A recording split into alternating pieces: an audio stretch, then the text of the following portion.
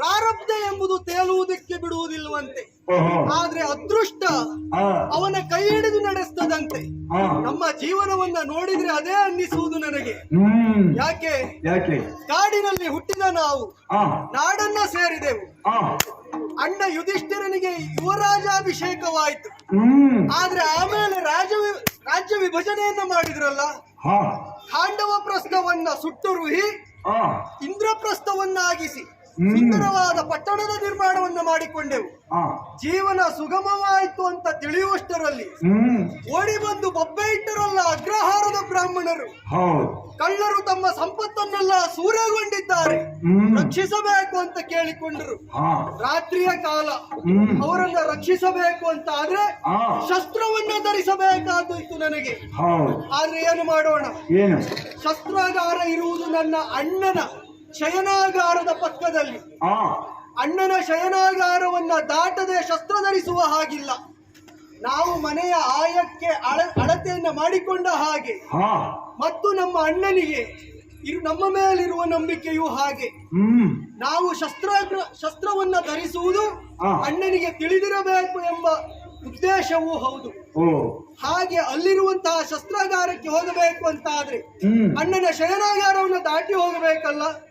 ಹಾಗೆ ದಾಟಿದೆ ಅಂತ ಆದ್ರೆ ನಾರದರು ನಮಗೆ ಉಪದೇಶಿಸಿದ ನಿಯಮದನ್ನ ಮೀರಿದ ಹಾಗೆ ಆಗುತ್ತದೆ.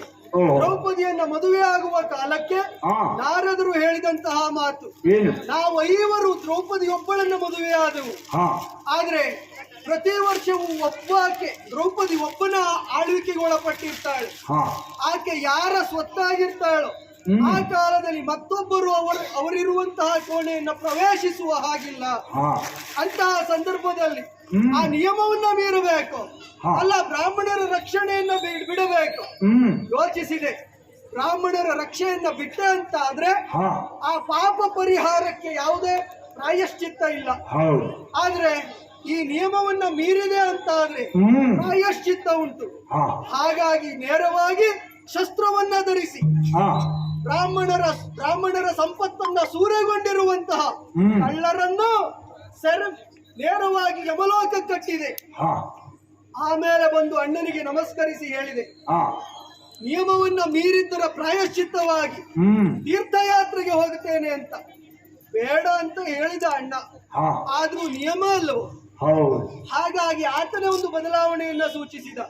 12 ವರ್ಷ ತೀರ್ಥಯಾತ್ರೆ ಮಾಡುವುದು ಬೇಡ, 1 ವರ್ಷ ತೀರ್ಥಯಾತ್ರೆ ಮಾಡಿದ್ರೆ ಸಾಕು ಸಾಂಕೇತಿಕವಾಗಿ ಅಂತ ಸೂಚಿಸಿದ.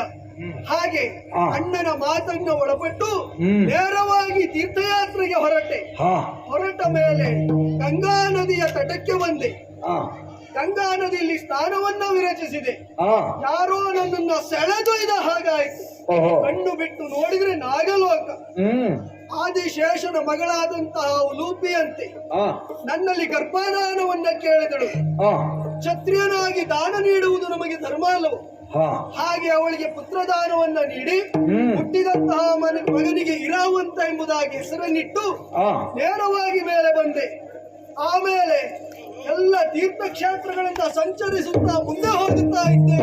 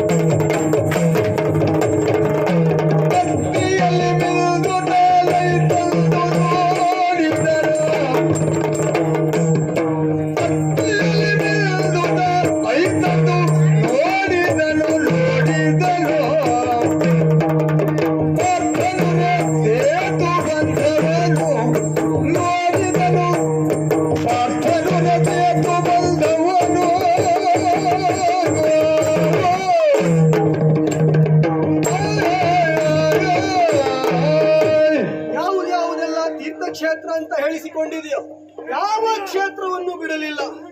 ಭಾರತದ ಉತ್ತರ ತುದಿಯಿಂದ ಸಾಗಿದಂತಹ ನಾನು ಎಲ್ಲ ತೀರ್ಥಕ್ಷೇತ್ರಗಳನ್ನ ಸಂದರ್ಶಿಸಿ ಪುಣ್ಯ ಸ್ಥಳದಲ್ಲಿ ಸ್ನಾನವನ್ನ ವಿರಚಿಸಿ ಅಲ್ಲಿರುವಂತಹ ದೇವರಿಗೆ ನಮಸ್ಕರಿಸಿ ಅಲ್ಲಿನ ಸ್ಥಳ ವಿಶೇಷವನ್ನ ತಿಳಿದುಕೊಂಡು ಮುಂದೆ ಸಾಗುತ್ತಾ ಬಂದೆ. ಹೀಗೆ ಬಂದಿರುವಂತಹ ಸ್ಥಳ ಭಾರತದ ದಕ್ಷಿಣ ತುದಿ. ಇಲ್ಲೇ ಅಲ್ವೋ ರಾಮ ಸೇತುವೆಯನ್ನು ನಿರ್ಮಾಣ ಮಾಡಿದ್ದು. ಕಥೆಯನ್ನ ಕೇಳಿದವರು ನಾವು ದೂರದಿಂದ ಕಾಣ್ತಾ ಉಂಟು. ಹೌದು, ಧನುಷ್ಕೋಟಿ ಅಂತ ಇದಕ್ಕೆ ಹೆಸರಂತೆ. ರಾಮ ಬಿಲ್ಲನ್ನು ಊರಿದಂತಹ ಸ್ಥಳ ಎಂಬ ಕಾರಣಕ್ಕಾಗಿ ಬಹಳ ಪುಣ್ಯವಾದಂತಹ ಸ್ಥಳ ಇದು. ಸ್ಥಳ ವಿಶೇಷವೇ ಹಾಗೆ. ಹಾಗಾದ್ರೆ ಈ ಸ್ಥಳವನ್ನು ನೋಡುತ್ತಾ ಸೇತುವನ್ನು ನೋಡುತ್ತಾ ಮುಂದೆ ಸಾಗುತ್ತೇನೆ.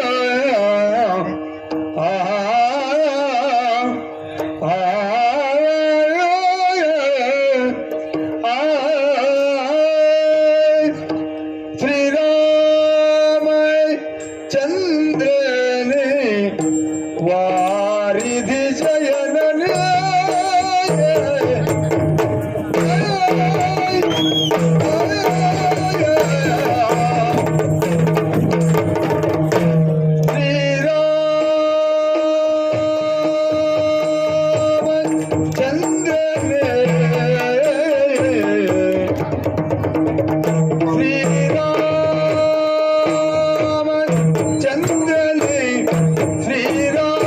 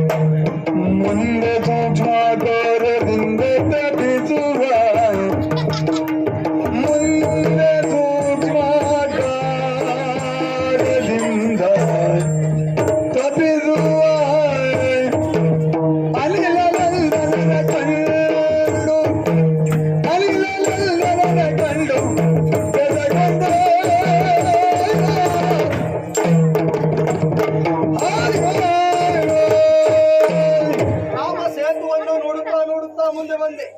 ಆಹಾ, ಮನುಷ್ಯನಿಗೆ ಸವಾಲೊಡ್ಡುವಂತಹ ಸೇತುವೆ ಇದು. ಹೌದು, ಪರಾಕ್ರಮಿಯಾದವನು ಇದನ್ನ ನೋಡಿದ ಮೇಲೆ ಅವನಿಗೆ ಇದೊಂದು ಸವಾಲು ಅಂತಲೇ ತಿಳಿಯಬೇಕು. ಅದರಲ್ಲಿಯೂ ನನ್ನಂತವನು ಮನುಷ್ಯರಿಗೆ ಇಂಥದ್ದೊಂದು ನಿರ್ಮಿಸಲು ಸಾಧ್ಯವೋ? ಅಲ್ಲ, ನಾನು ಹಾಗೆ ಯೋಚನೆ ಮಾಡುವುದು. ಕಥೆಯನ್ನ ಕೇಳಿದ ಹಾಗೆ ರಾಮ ಇದನ್ನ ನಿರ್ಮಿಸುವಲ್ಲಿ ವಾನರರ ಸಹಾಯವನ್ನ ಪಡೆದುಕೊಂಡನಂತೆ. ಅದೆಲ್ಲ ಬೇಕಾಗಿತ್ತು ಅಂತ. ಏನು ಇರ್ಲಿ, ಸೇತುವೆಯನ್ನ ನೋಡಿಕೊಂಡು ಮುಂದೆ ಸಾಗಿ ಬರ್ತಾ ಮರಳಿನ ರಾಶಿಯ ಮೇಲೆ ಏನೋ ಒಂದು ಕುಳಿತುಕೊಂಡಿದೆ. ಏನು ಅಂತ ಗೊತ್ತಾಗುವುದಿಲ್ಲ. ದೂರದಿಂದ ನೋಡಿದ್ರೆ ಯಾವುದೋ ವನಚರನ ರೂಪ.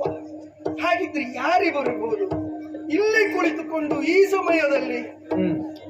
ಕುತೂಹಲ ಸ್ವಾಮಿ. ಯಾಕೆ ಸ್ಥಳ ವಿಶೇಷವನ್ನ ತಿಳಿಯುವುದು ನಮಗೆ ಅದು ಕೆಲಸವೇ ಹೌದು. ತೀರ್ಥಯಾತ್ರೆಗೆ ಬಂದ ಮೇಲೆ ಹೊಸ ವಿಚಾರವನ್ನ ತಿಳಿದುಕೊಂಡು ಹೊರಟೆ ಹೋಗಬೇಕಲ್ಲ. ದೇಶವನ್ನ ಸುತ್ತಿ ನೋಡಬೇಕಂತೆ, ಕೋಶವನ್ನ ಓದಿ ನೋಡಬೇಕಂತೆ. ಹಾಗೆ ಬಂದ ನನಗೆ ಇದನ್ನೊಂದು ಮಾತಾಡಿಸಿದ್ರೆ ಕಷ್ಟ ಏನು ಅಂತ ಹೋಗಿ ಮಾತಾಡಿಸ್ತೇನೆ. ಮಾತಾಡಿದ್ರೆ ಆಯ್ತು, ಮಾತಾಡ್ಲಿಲ್ವಾ ಏನು ತಿರುಗಿ ಹೋದ್ರಾಯ್ತಲ್ಲ. ವಚನ ಕಾದರಿದ್ರತ ನೋಡುವ.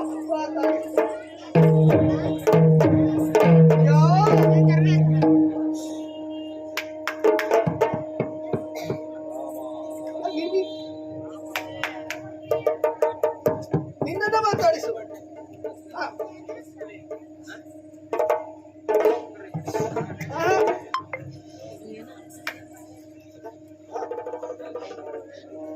ನೀನು ಯಾರು ವನಚರ ನೀನು ಈ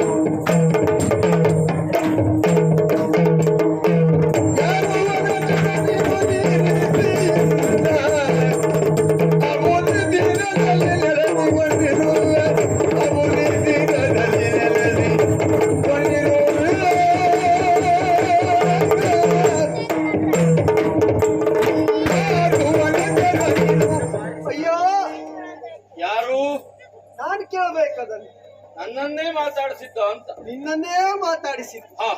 ಯಾರು ನೀನು ಅಂತ ಕುತೂಹಲ ನನಗಾಯ್ತು.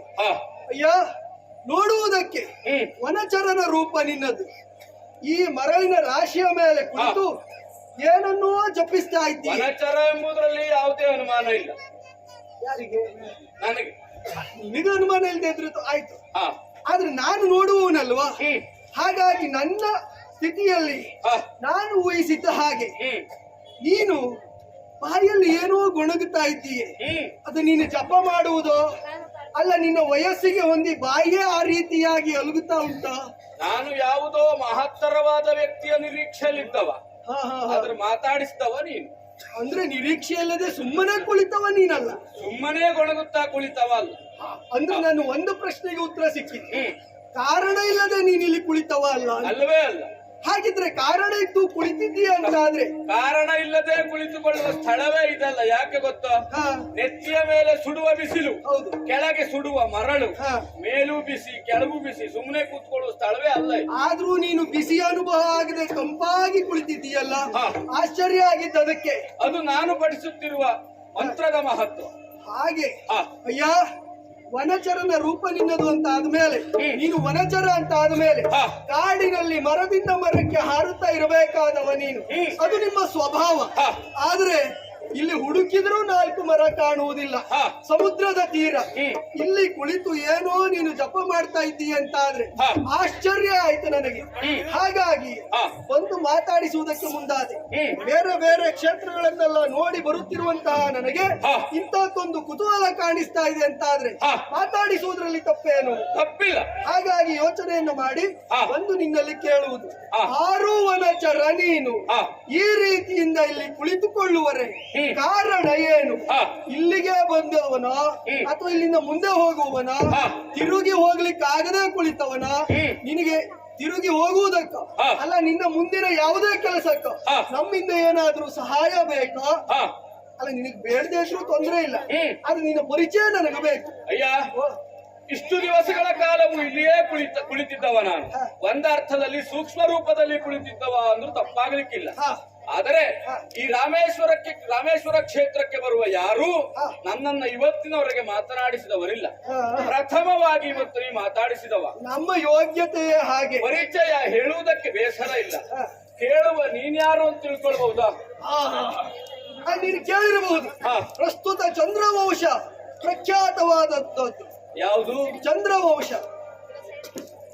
ಚಂದ್ರವಂಶ. ನೀನು ಕೇಳಿರಬಹುದು. ಹಾ. ಅಲ್ಲಿ ನಮ್ಮಪ್ಪ ಬಹಳ ಹೆಸರು ಮಾಡಿದವರು ಒಂದು ಕಾಲದಲ್ಲಿ. ಹಾ. ಪಾಂಡು ಚಕ್ರವರ್ತಿ ಅಂತ. ನೀನು ಕೇಳಿದ್ದಿರಲೂಬಹುದು. ಹಾ. ಅವರ ಮಗ ನಾನು. ಮಧ್ಯಮ ಪಾಂಡವಿ. ಹಾ. ಅರ್ಜುನ ಅಂದ್ರೆ ನಾನು. ಈ ಕಾಲದಲ್ಲಿ. ಹಾ ಹಾ ಹಾ ಹಾ. ಹೌದು. ಅರ್ಜುನ ಅಂತ ನನ್ನ ಹೆಸರು. ಹ್ಮ್. ಕುಂತಿಯ ನಂದನ. ಹಾ. ಹಸ್ತಿನಾವತಿ ಹಾ. ಇಂದ್ರಪ್ರಸ್ಥದಿಂದ ನಾನು ಬಂದವ. ಹಾ. ಇದು ನಮ್ಮ ಪರಿಚಯ. ಹ್ಮ್. ಇದು ಈಗ ನೀನು ಯಾರು? ನಿನಗೆ ಜನ್ಮತಃ ನೀನು ಕ್ಷತ್ರಿಯ ಎಂಬುದಾಯ್ತಲ್ಲ. ಹೌದು. ಆ ನೆಲೆಯಲ್ಲಿ ನನ್ನ ಪರಿಚಯ ಹೇಳ್ತೇನೆ ಕೇಳು.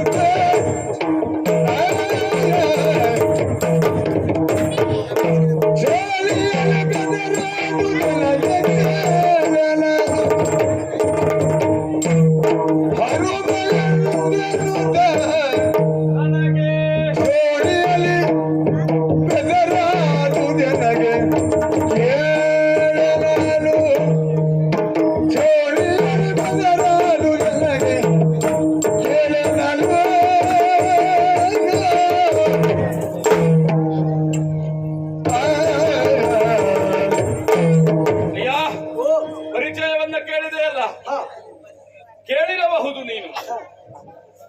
ತ್ರೇತಾಯುಗ, ಆ ತ್ರೇತಾಯುಗದವ ನಾನು. ನೀನು ತ್ರೇತಾಯುಗದವ. ನಿನಗೂ ನನಗೂ ಹಾ. ವಯಸ್ಸಿನ ಅಂತರ ಬಹಳ ಉಂಟು.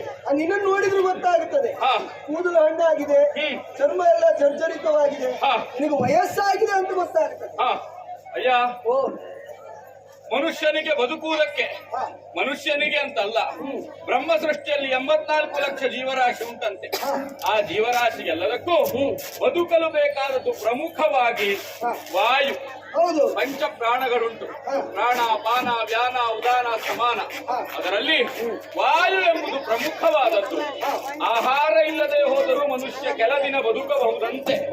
ಆದರೆ ವಾಯು ಇಲ್ಲದೆ ಹೋದ್ರೆ, ಅರ್ಥಾತ್ ಗಾಳಿ ಇಲ್ಲದೆ ಹೋದ್ರೆ ಅರೆ ಕ್ಷಣವೂ ಬದುಕಲು ಅಸಾಧ್ಯ. ಅಂತಹ ವಾಯು, ದೇವತೆ ವಾಯು ಅಂಜನೆಯಲ್ಲಿ ತನ್ನದಾದಂತಹ ಶಕ್ತಿಯ ಮೂಲಕ, ಅನುಗ್ರಹದ ಮೂಲಕ ಒಂದು ಮಗುವನ್ನ ಪಡೆದ. ನೀನು ಮಹಾರಾಯ ಊಟ ಆಯ್ತು ಅಂತ ಹೇಳಿದ್ರೆ ಒಬ್ಬ ತನ್ನ ಮುಂಡಾಸು 30 ಮೊಳ ಉಂಟು ಅಂತ ಹೇಳಿದ್ದನಂತೆ. ನಾನು ನಿನ್ನಲ್ಲಿ ನಿನ್ನ ಪರಿಚಯ ಕೇಳಿದ್ರೆ ನೀನು ಅಂಜನೆ, ವಾಯು ಈ ರೀತಿ ಕಥೆ ಹೇಳುವುದಕ್ಕೆ ಮುಂದಾಗ್ತಾ ಇದ್ದಿ. ನಾನು ಮುಗಿಸ್ಲೇ ಇಲ್ಲ, ಮಧ್ಯ ಬಾಯಿ ಆಗ್ತಾವ. ನೀನು ಹುಲ್ಲು ಹಾಕುವುದಕ್ಕಿಂತ ಮೊದಲೇ ಹಗ್ಗ ಹರ್ಕೊಳ್ಳುದು ಯಾಕೆ ಹೇಳುವಲ್ಲಿವರೆಗೆ ಕೇಳು. ಹಾಗಿದ್ರೆ ನಿನ್ನ ಪರಿಚಯ ಆರಂಭಿಸಬಹುದು. ಅಯ್ಯ, ಆ ಮಗುವಿಗೆ ಹುಟ್ಟಿದಾಗ ಸುಂದರ ಅಂತ ಹೆಸರಿಟ್ರಂತೆ. ಇಡಲೇಪ್ಪ. ತಂದೆ ತಾಯಿಯ ಮಮಕಾರ, ಮತ್ತೆ ಹುಟ್ಟಿದಾಗ ಹೆಸರಿಡುವುದು ಮಗು ಸುಂದರವಾಗಿ ಉಂಟು ಅಂತೂ ಅಲ್ಲ, ಮುಂದೆ ಸುಂದರ ಆಗುತ್ತದೆ ಅಂತೂ ಅಲ್ಲ. ಆ ಕ್ಷಣದ ಮಮತೆಗೆ ಮಗುವಿನ ಭವಿಷ್ಯ ಉಜ್ವಲವಾಗಬೇಕು ಎನ್ನುವ ಕಾರಣಕ್ಕೆ ಹೆಸರಿಟ್ಟು ಸುಂದರ ಅಂತ ಕರೆದ್ರು, ಆಂಜನೇಯ ಅಂತ ಕರೆದ್ರು, ಮರುತನ ಮಗನಾದದಿಂದ ಮಾರುತಿ ಅಂತ ಕರೆದ್ರು. ಆದರೆ ಚೋಣಿಯಲ್ಲಿ ಬೆಸರಾದುದೆನಗೆ ಪ್ರಮುಖವಾದ ಹೆಸರು ಯಾವುದು ಗೊತ್ತಾ? ಎಲ್ಲ ವಾನರರಿಗಿಂತ ನನ್ನ ಹನುವಿನ ಉಬ್ಬುವಿಕೆಯ ಪ್ರಮಾಣ ಹೆಚ್ಚು. ಹಾಗಾಗಿ ಚೋಣಿಯಲ್ಲಿ ನನಗೆ ಹನುಮಂತ ಅಂತ ಕರೆದ್ರು. ನೀನು ಕೇಳಿರಬಹುದು ಕಥೆ. ಆ ತ್ರೇತೆಯ ರಾಮ ಬಂಟ ಹನುಮ ನಾನೇ. ಇದೇ ಸ್ಥಳದಲ್ಲಿ ಜಪ ಮಾಡ್ತಾ ಕುಳಿತ ಹನುಮ ನಾನೇ. ನಾನೇ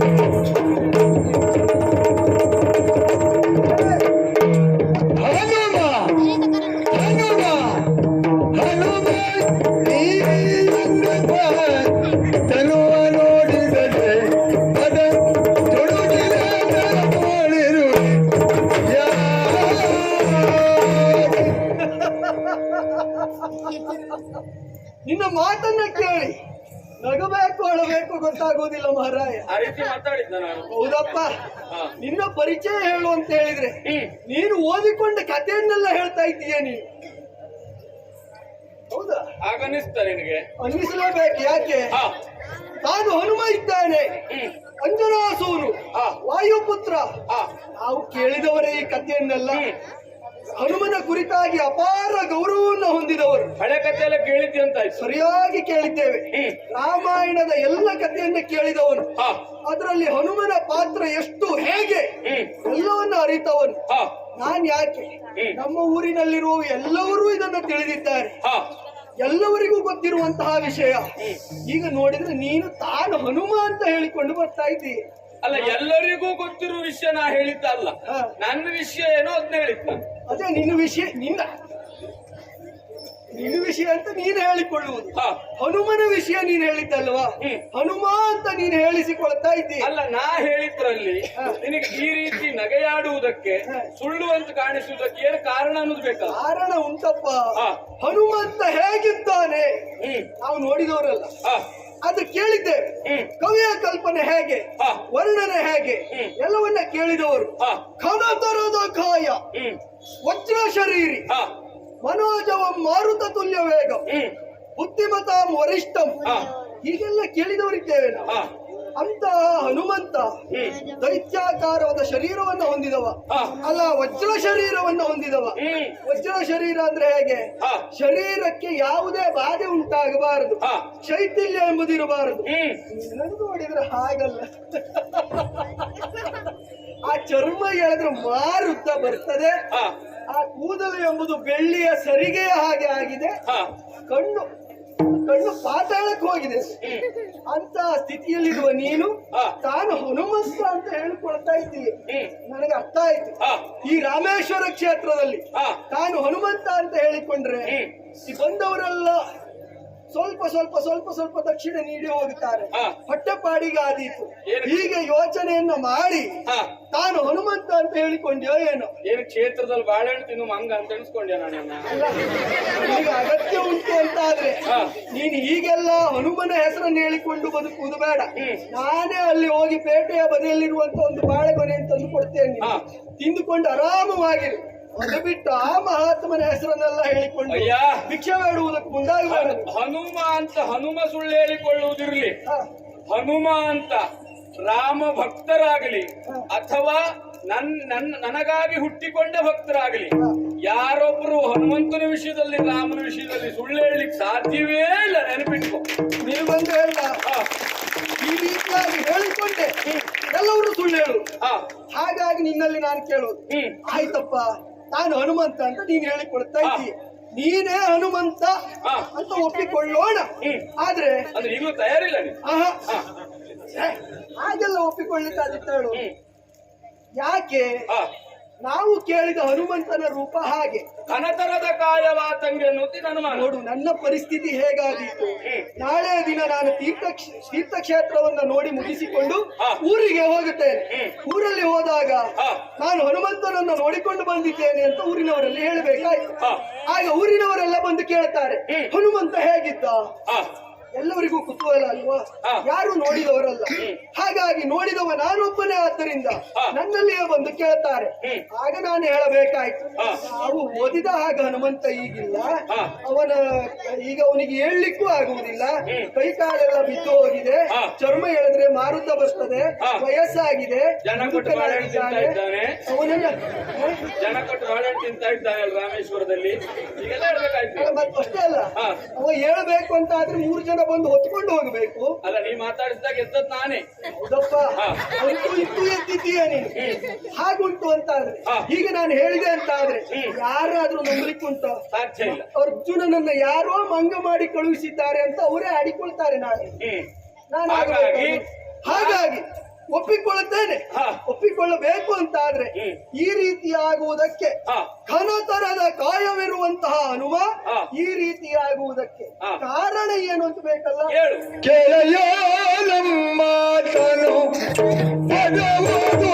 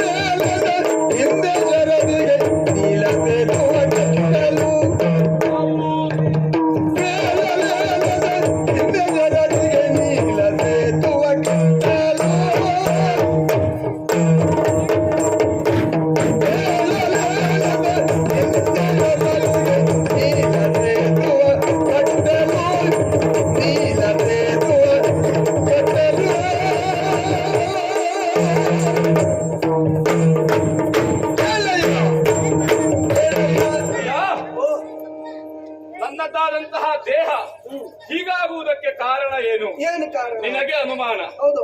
ಅನುಮಾನ ಸರಿ ನಿನ್ನದ್ದು. ಒಂದು ಕಾಲಕ್ಕೆ ಹ. ಮಹಾ ದೇಹ ಶರೀರಿಯಾದಂತಹ ಈ ಹನುಮ ಈ ಕಾಲಕ್ಕೆ ಹೀಗೆ ಆಕಾದ ಹ. ಕೇಳಿರಬಹುದು ನೀನು. ಇದೇ ಸ್ಥಳದಲ್ಲಿ ಹಿಂದೆ ಆದಂತಹ ಒಂದು ಹ. ಐತಿಹಾಸಿಕ ಘಟನೆ. ನಮ್ಮೊಡೆಯನಾದಂತಹ ಶ್ರೀರಾಮಚಂದ್ರನ ಮಡದಿಯಾದಂತಹ ನಮ್ಮ ತಾಯಿ ಸೀತಾಮಾತೆಯನ್ನ ದುರುಳನಾದಂತಹ ರಾವಣ ಅಪಹರಿಸಿ ಕನಕಲಂಕೆಗೆ ಕರೆದೊಯ್ದ. ಆ ಕಾಲಕ್ಕೆ ಕನಕಲಂಕೆಗೆ ಹೋಗಿ ರಾವಣನನ್ನ ವಧಿಸಿ ಸೀತಾಮಾತೆಯನ್ನ ಕರೆತರುವ ಕಾಲಕ್ಕೆ ರಾಮನಿಗಿದ್ದ ದೀಕ್ಷೆ 14 ವರ್ಷ ವನವಾಸ. ಎಲ್ಲಿಯೇ ಹೋಗುವುದಿದ್ದರೂ ಕಾಲ್ನಡಿಗೆಯ ಮೂಲಕವೇ ಚರಿಸಬೇಕು ಎನ್ನುವುದಾಗಿ ಆ ದೀಕ್ಷೆಯ ಪ್ರಕಾರ ಈ ನೀಳವಾದಂತಹ ಶರಥಿಗೆ 100 ಯೋಜನವಾದಂತಹ ಸೇತುವೆಯನ್ನು ಕಟ್ಟುವ ಕಾರ್ಯ ನಮ್ಮ ಪಾಲಿಗೆ ಬಂತು. 100 ಯೋಜನ ಉದ್ದ, 10 ಯೋಜನ ಅಗಲ, 3 ಯೋಜನ ದಪ್ಪ ಇಂತಹ ಸೇತುವೆಯನ್ನು ನಿರ್ಮಾಣ ಮಾಡಿದ್ದೇವೆ. ಹೇಗೆ ಗೊತ್ತಾ? 5 ದಿನದಲ್ಲಿ ಆ ಸೇತುವೆಯನ್ನು ನಿರ್ಮಾಣ ಮಾಡಿದ್ದೇವೆ. ಮೊದಲನೆಯ ದಿನ 14 ಯೋಜನ, ಎರಡನೆಯ ದಿನ 20 ಯೋಜನ, ಮೂರನೆಯ ದಿನ 21 ಯೋಜನ, ನಾಲ್ಕನೆಯ ದಿನ 22 ಯೋಜನ, ಐದನೆಯ ದಿನ 23 ಯೋಜನ, ಒಟ್ಟು 100 ಯೋಜನ ಸೇತುವೆ.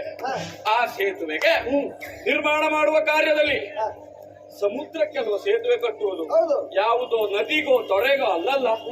ಆ ಕಾರ್ಯದಲ್ಲಿ ಮಹಾ ಪರ್ವತವನ್ನೆಲ್ಲ ತಂದು ಈ ಸಮುದ್ರಕ್ಕೆ ಹಾಕಿ ನಳನೋ ನೀಲನೋ ಸಹಾಯದಿಂದ ಸೇತುವೆಯನ್ನು ಕಟ್ಟಿ ಪೂರೈಸಿದವರು ನಾವು.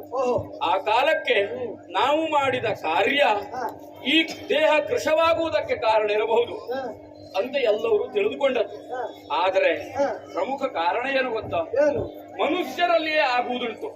ಪ್ರಾಯದ ಕಾಲದಲ್ಲಿ ವ್ಯಕ್ತಿಯೋರ್ವ ಯಾವುದೇ ಕೆಲಸವನ್ನ ಆಯಾಸ ಆಗದೆ ಇದ್ದಾಗ ಯಾರು ಹೇಳಿದ್ರು ಮಾಡಿ ಪೂರೈಸ್ತಾನೆ. ಅದೇ ಅವನಿಗೆ ಇಳಿವಯಸ್ಸು ಬಂದ ಮೇಲೆ, ಅವ ವೃದ್ಧನಾದ ಮೇಲೆ ಅವನಿಗೆ ಕೆಲಸ ಮಾಡ್ಲಿಕ್ಕೆ ಆಗುದಿಲ್ಲ.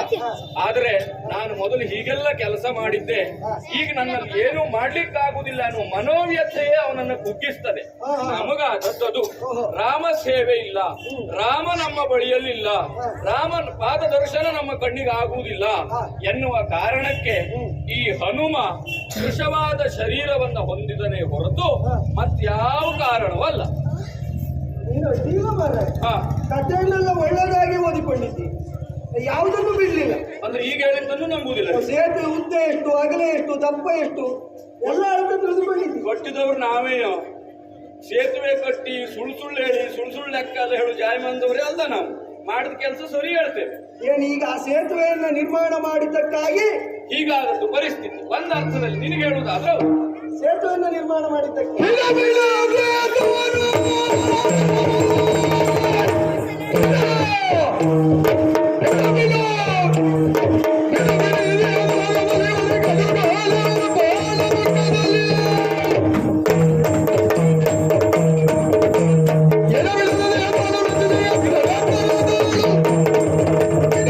ಸೇತುವೆಯನ್ನು ನಿರ್ಮಾಣ ಮಾಡುವಲ್ಲಿ ಅಷ್ಟು ದಣಿದಿದ್ದೀರಿ, ಯಾಕೆ ಬೇಕಿತ್ತು ಅಂತ.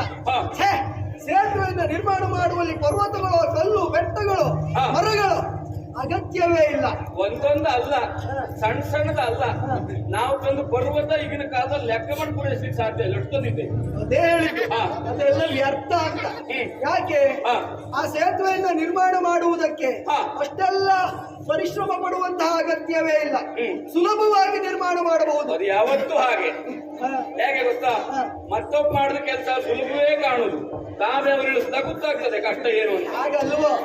ಬೆವರಿಳಿಸುವುದು ದೊಡ್ಡ ಕೆಲಸ ಅಲ್ಲ, ಬುದ್ಧಿಶಕ್ತಿಯನ್ನು ಉಪಯೋಗಿಸುವುದು ದೊಡ್ಡ ಕೆಲಸ. ಅದು ಜಾಣತನ. ನಿಮ್ಮಂತವರು ಅದನ್ನು ಮಾಡಿದ್ದೀರಿ ಬಿಡು, ಆದ್ರೆ ನಮ್ಮಂತವರ ಹಾಗಲ್ಲ. ಈಗಿನ ನಮ್ಮ ಪ್ರಯೋಗವೇ ಬೇರೆ ಅಲ್ಲ, ನಮ್ಮ ಚಾಕಚಕ್ಯತೆಯೇ ಬೇರೆ. ನೋಡು, ಮನುಷ್ಯರಿಗೂ ಮಂಗಗಳಿಗೂ ಅರ್ಥಾತ್ ವಾನರರಿಗೂ, ಮಂಗನಿಂದಲೇ ಮನುಷ್ಯ ಅಂತಲಾದ್ರೂ ಇಟ್ಕೊಳ್ಳುವ, ಆದರೆ ಮನುಷ್ಯರಿಗೆ ಹೋಲಿಸಿದರೆ ಮಂಗನಿಗೆ ಬುದ್ಧಿ ಕಡಿಮೆ.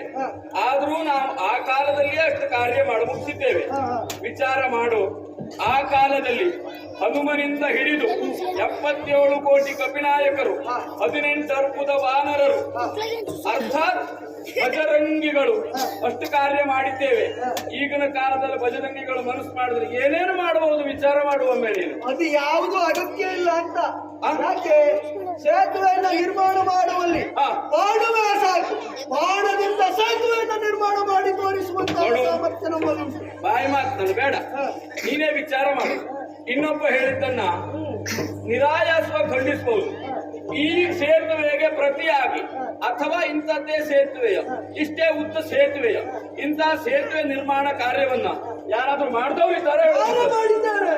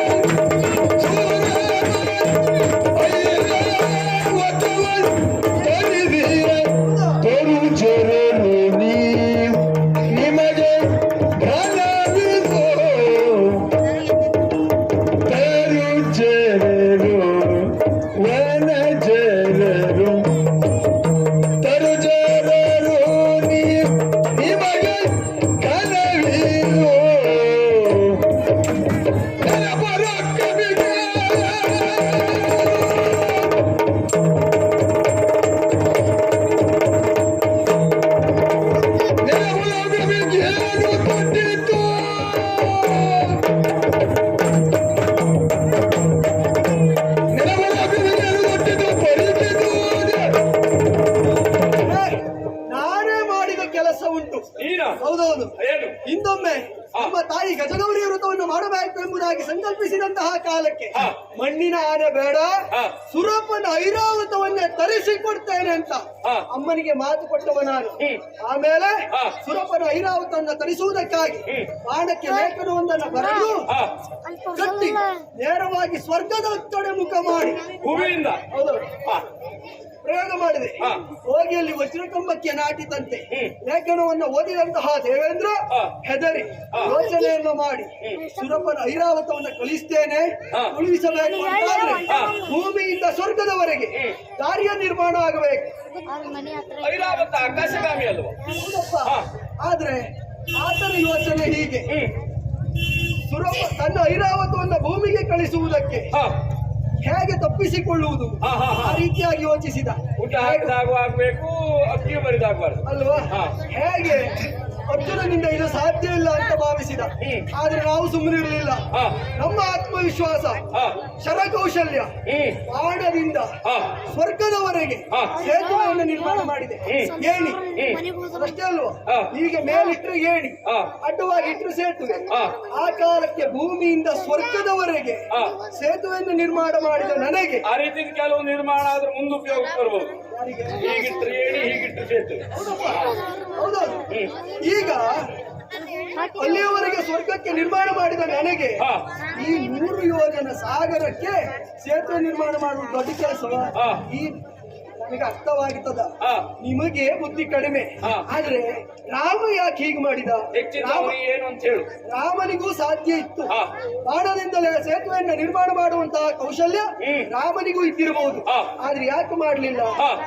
ನೀವು ಎಷ್ಟೊಂದು ಕಿರಿದು ಬಲರು, ಕಡಿಮೆ ಶಕ್ತಿಯವರು, ಬುದ್ಧಿಶಕ್ತಿ ಕಡಿಮೆ, ದೈಹಿಕ ಶಕ್ತಿ ಮಾತ್ರ ಉಂಟು ನಿಮ್ಮಲ್ಲಿ.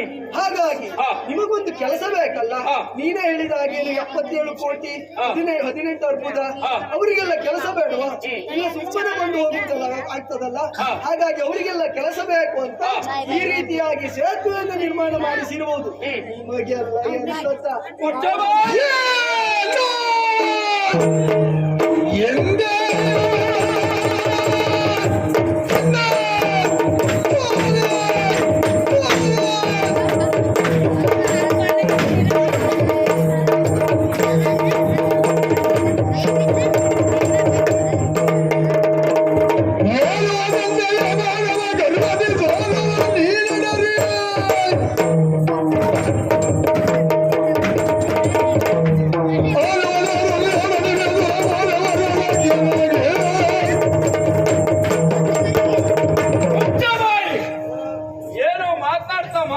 ಮುಂದುವರಿತಾ ಇದ್ದಾರೆ ಅಂತ ಆದ್ರೆ ನಮ್ಮ ಬಗ್ಗೆ ಏನವ ನೆಂದೆಯೋ ಮಾನವ ಗರ್ವದಿ ಯಾರೆದುರಿನಲ್ಲಿ ನಿಂತು ಏನು ಮಾತನಾಡ್ತಾ ಇದ್ದೇನೆ ಎನ್ನುವ ಪ್ರಜ್ಞೆ ಪ್ರಪಂಚದಲ್ಲಿ ಪ್ರತಿಯೊಬ್ಬರಿಗೂ ಬೇಕು. ಅದಕ್ಕೆ ಹೇಳುವುದು, ಹುಟ್ಟಿ 3 ವರ್ಷಕ್ಕೆ ಮಾತು ಕಲಿತಾರಂತೆ. ಹುಟ್ಟು 100 ವರ್ಷ ಆದ್ರೂ ಹೇಗೆ ಮಾತಾಡ್ಬೇಕು ಅನ್ನೋದು ಕಲಿಯುವುದಿಲ್ಲ ಮನುಷ್ಯ. ನಿಮ್ಮಂತವರಿಗೆ ಹೇಳಿದ್ದದು. ಏನವ ನೆಂದೆಯ ಮಾನವ ಗೌರವನ್ನೊಡನೆ ಮಾತನಾಡ್ತಾ ಇದ್ದೀಯಲ್ವಾ? ಏನು ಕಿರಿದು ಬಲವುಳ್ಳವರು ನೀವು ಹೇಳಿದ್ದದೆ ಅಲ್ವಾ? ನಿಮಗೆ ಬುದ್ಧಿ ಕಡಿಮೆ, ಅವ ಹೇಳಿದ ಕೆಲಸ ನೀವು ಮಾಡಿದ್ರಿ, ಹಾಗಾಗಿ ಹೀಗಾಯ್ತು ಅಂತ. ಮಾತನಾಡ್ತಾ ಇರೋದು ಯಾರಲ್ಲಿ ಪ್ರಜ್ಞೆ ಉಂಟ? ಹನುಮಂತನಲ್ಲಿ ಕಿರಿದು ಬಲ ಅಲ್ಲ, ಸಿಟ್ಟು ಬಂದ್ರೆ ಏನು ಮಾಡಿ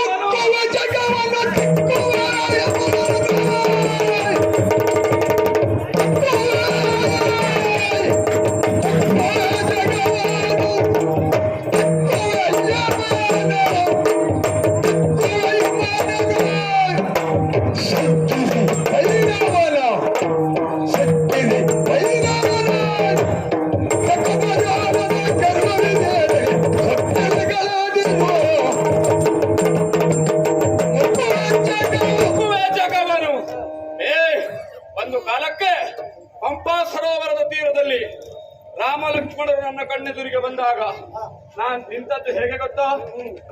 ಭುವಿಯಿಂದ ದಿವಿಯವರೆಗೆ ನನ್ನ ದೇಹವನ್ನ ಬೆಳೆಸಿ ನಿಂತ ಕಾಲಕ್ಕೆ ಶ್ರೀರಾಮಚಂದ್ರನೇ ಹೇಳಿದ ಮಾತು, ಸಾಕಯ್ಯ ಬೆಳೆದುದು ಭೂವ್ಯೋಮ ಪಾತಾಳ ಲೋಕವ ನಡುಗಿಸಿದೆ ಅನ್ನುವುದಾಗಿ. ಅಂತಹ ರಾಮಾನುಗ್ರಹವುಳ್ಳವ ನಾನು. ಏನ ಕಿರಿದು ಬಲವುಳ್ಳವರು, ಮುಕ್ಕುವೆ ಜಗವನ್ನು ತಿಕ್ಕುವೆ ಯಮನನು, ಸಿಕ್ಕಿಸಿ ಭೈರವನ. ನನ್ನ ಕಾರ್ಯಕ್ಕೆ ಅಲ್ಲ, ನನ್ನ ರಾಮ ಕಾರ್ಯದ ಬಗ್ಗೆ ಯಾರಾದರೂ ಖಂಡಿಸಿ ಮಾತನಾಡಿದರೆ, ಅದನ್ನ ಗೌಣ ಮಾಡಿ ಮಾತಾಡಿದರೆ ಯಾರನ್ನೂ ಬಿಡ್ಲಿಕ್ಕಿಲ್ಲ. ನೋಡು, ಸುಮ್ಮನೆ ಹೋದ್ರೆ ಒಳಿತು ನಿನಗೆ. ಏನು ಸೇತುವೆ ನಿರ್ಮಾಣ ಮಾಡ್ತೀಯ ನೀನು? ಶರದಿಂದ ಸೇತುವೆ ನಿರ್ಮಾಣ ಮಾಡಿ ತೋರಿಸ್ತೇನೆ. ನೀನು ಮಾಡಿದ ಸೇತುವೆಯನ್ನ ಅರೆಕ್ಷಣದಲ್ಲಿ ಮುರಿದು ಮುಗಿಸ್ತೇನೆ ನೆನಪಿರ್ಲಿ. ನೀನು ಹನುಮ ಬಲಗಾಲ ಅಲ್ಲ, ಎಡಗಾಲಲ್ಲಿ ಮುರಿತೇನೆ. ಈಗ ನೀನು ಹನುಮಂತ ಅಂತ ಒಪ್ಪಿಕೊಳ್ಳುವುದ ಬಿಡುವುದು ಅದು ಬಿಡು. ಇನ್ನು ನಂಬಿಕೆ ಇಲ್ವಾ ನಿನಗೆ? ಅಲ್ಲ, ನೀನು ಹನುಮಂತ ಒಪ್ಪಿಕೊಳ್ಳುವ, ಕೆಟ್ಟಂತೂ ಬುದ್ಧಿ ಬರುವುದಿಲ್ಲ ಅಲ್ವಾ? ನೀನು ಹನುಮಂತ ಅಂತ ಒಪ್ಪಿಕೊಳ್ಳುವ, ಆದ್ರೆ ಈಗ ವಿಷಯ ಬೇರೆ. ಈಗ ಪಂಥ ಎದುರಾಗಿದೆ.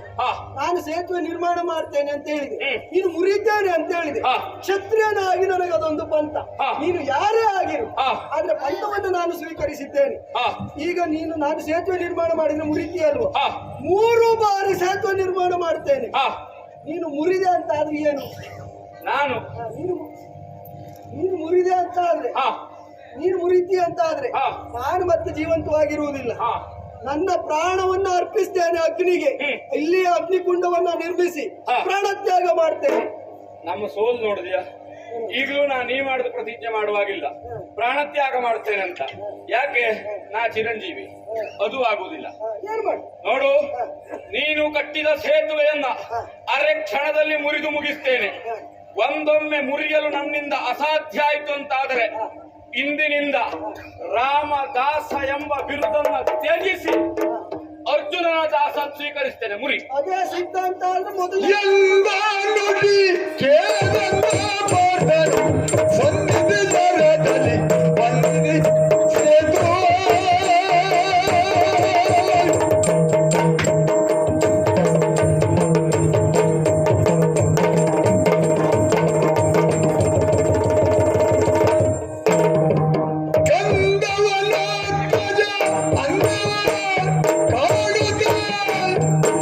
ಒಂದು ಜಗಲಿ ಮೊರೆ ಅಂದ ಗೆಲಿಸಿದ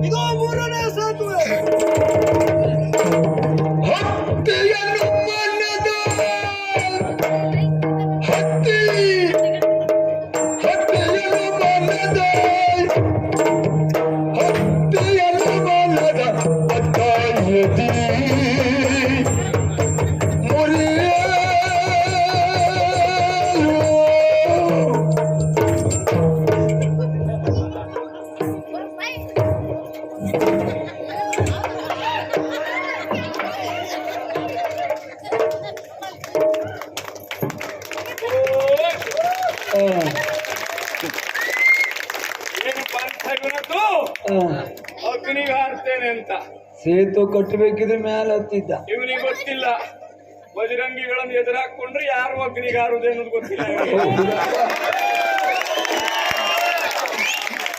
ಹೇಳಿದನಲ್ಲ ಕಿರಿದು ಬಲ ಉಳ್ಳವರು ಅಂತ ನನ್ನನ್ನು ಅಲಕ್ಷಿಸಿ ಮಾತಾಡಿದ. ನಾವು ಸ್ವಲ್ಪ ಮಾತಾಡಿಸ್ಬೇಕಾ ಬೇಡವಾ ಈಗ ನೋಡುವ.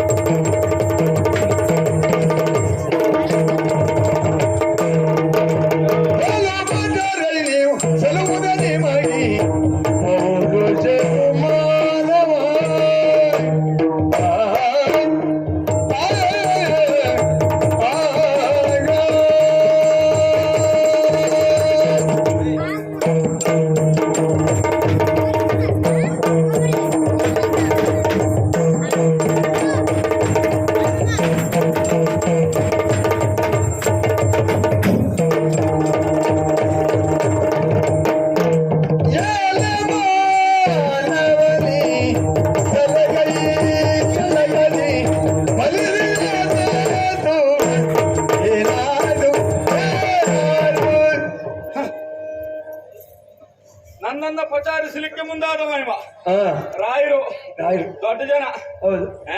ಹ್ಮ್ ಎಲ್ಲ ಹೀಗೆ ಐರಾವತ ಇಳಿಸ್ದವ ಐರಾವತೂ ಇಲ್ಲ ಯಾವುದೂ ಇಲ್ಲ. ಭೂಲೋಕದಲ್ಲೇ ಕೆಲವು ಹೋಗ್ಲಿಕ್ಕೆ ಕಷ್ಟ ಆಗಿದೆ. ಇನ್ನಿವ ದಾರಿ ಸ್ವರ್ಗದಿಂದ ಇಳಿಸುದ ಹೌದು ಸಾಧ್ಯವೇ ಇಲ್ಲ. ಏನು ಮಾಡ್ಲಿ ಬಿಡಿ, ಇಳಿಸಿರಲೂ ಬಹುದು, ಇಳಿಸದೇ ಇರಲೂಬಹುದು. ಇನ್ನೊಬ್ಬರು ಮಾಡಿದ ಕಾರ್ಯವನ್ನ ಖಂಡಿಸುವುದು ಅಲ್ಲ, ಕ್ಷುಲ್ಲಕವಾಗಿ ಮಾತನಾಡುವುದು ಈ ರಾಮಬಂಟನ ಕಾರ್ಯವೇ ಅಲ್ಲ, ನಮ್ಮ ಗುಣವೂ ಅಲ್ಲ.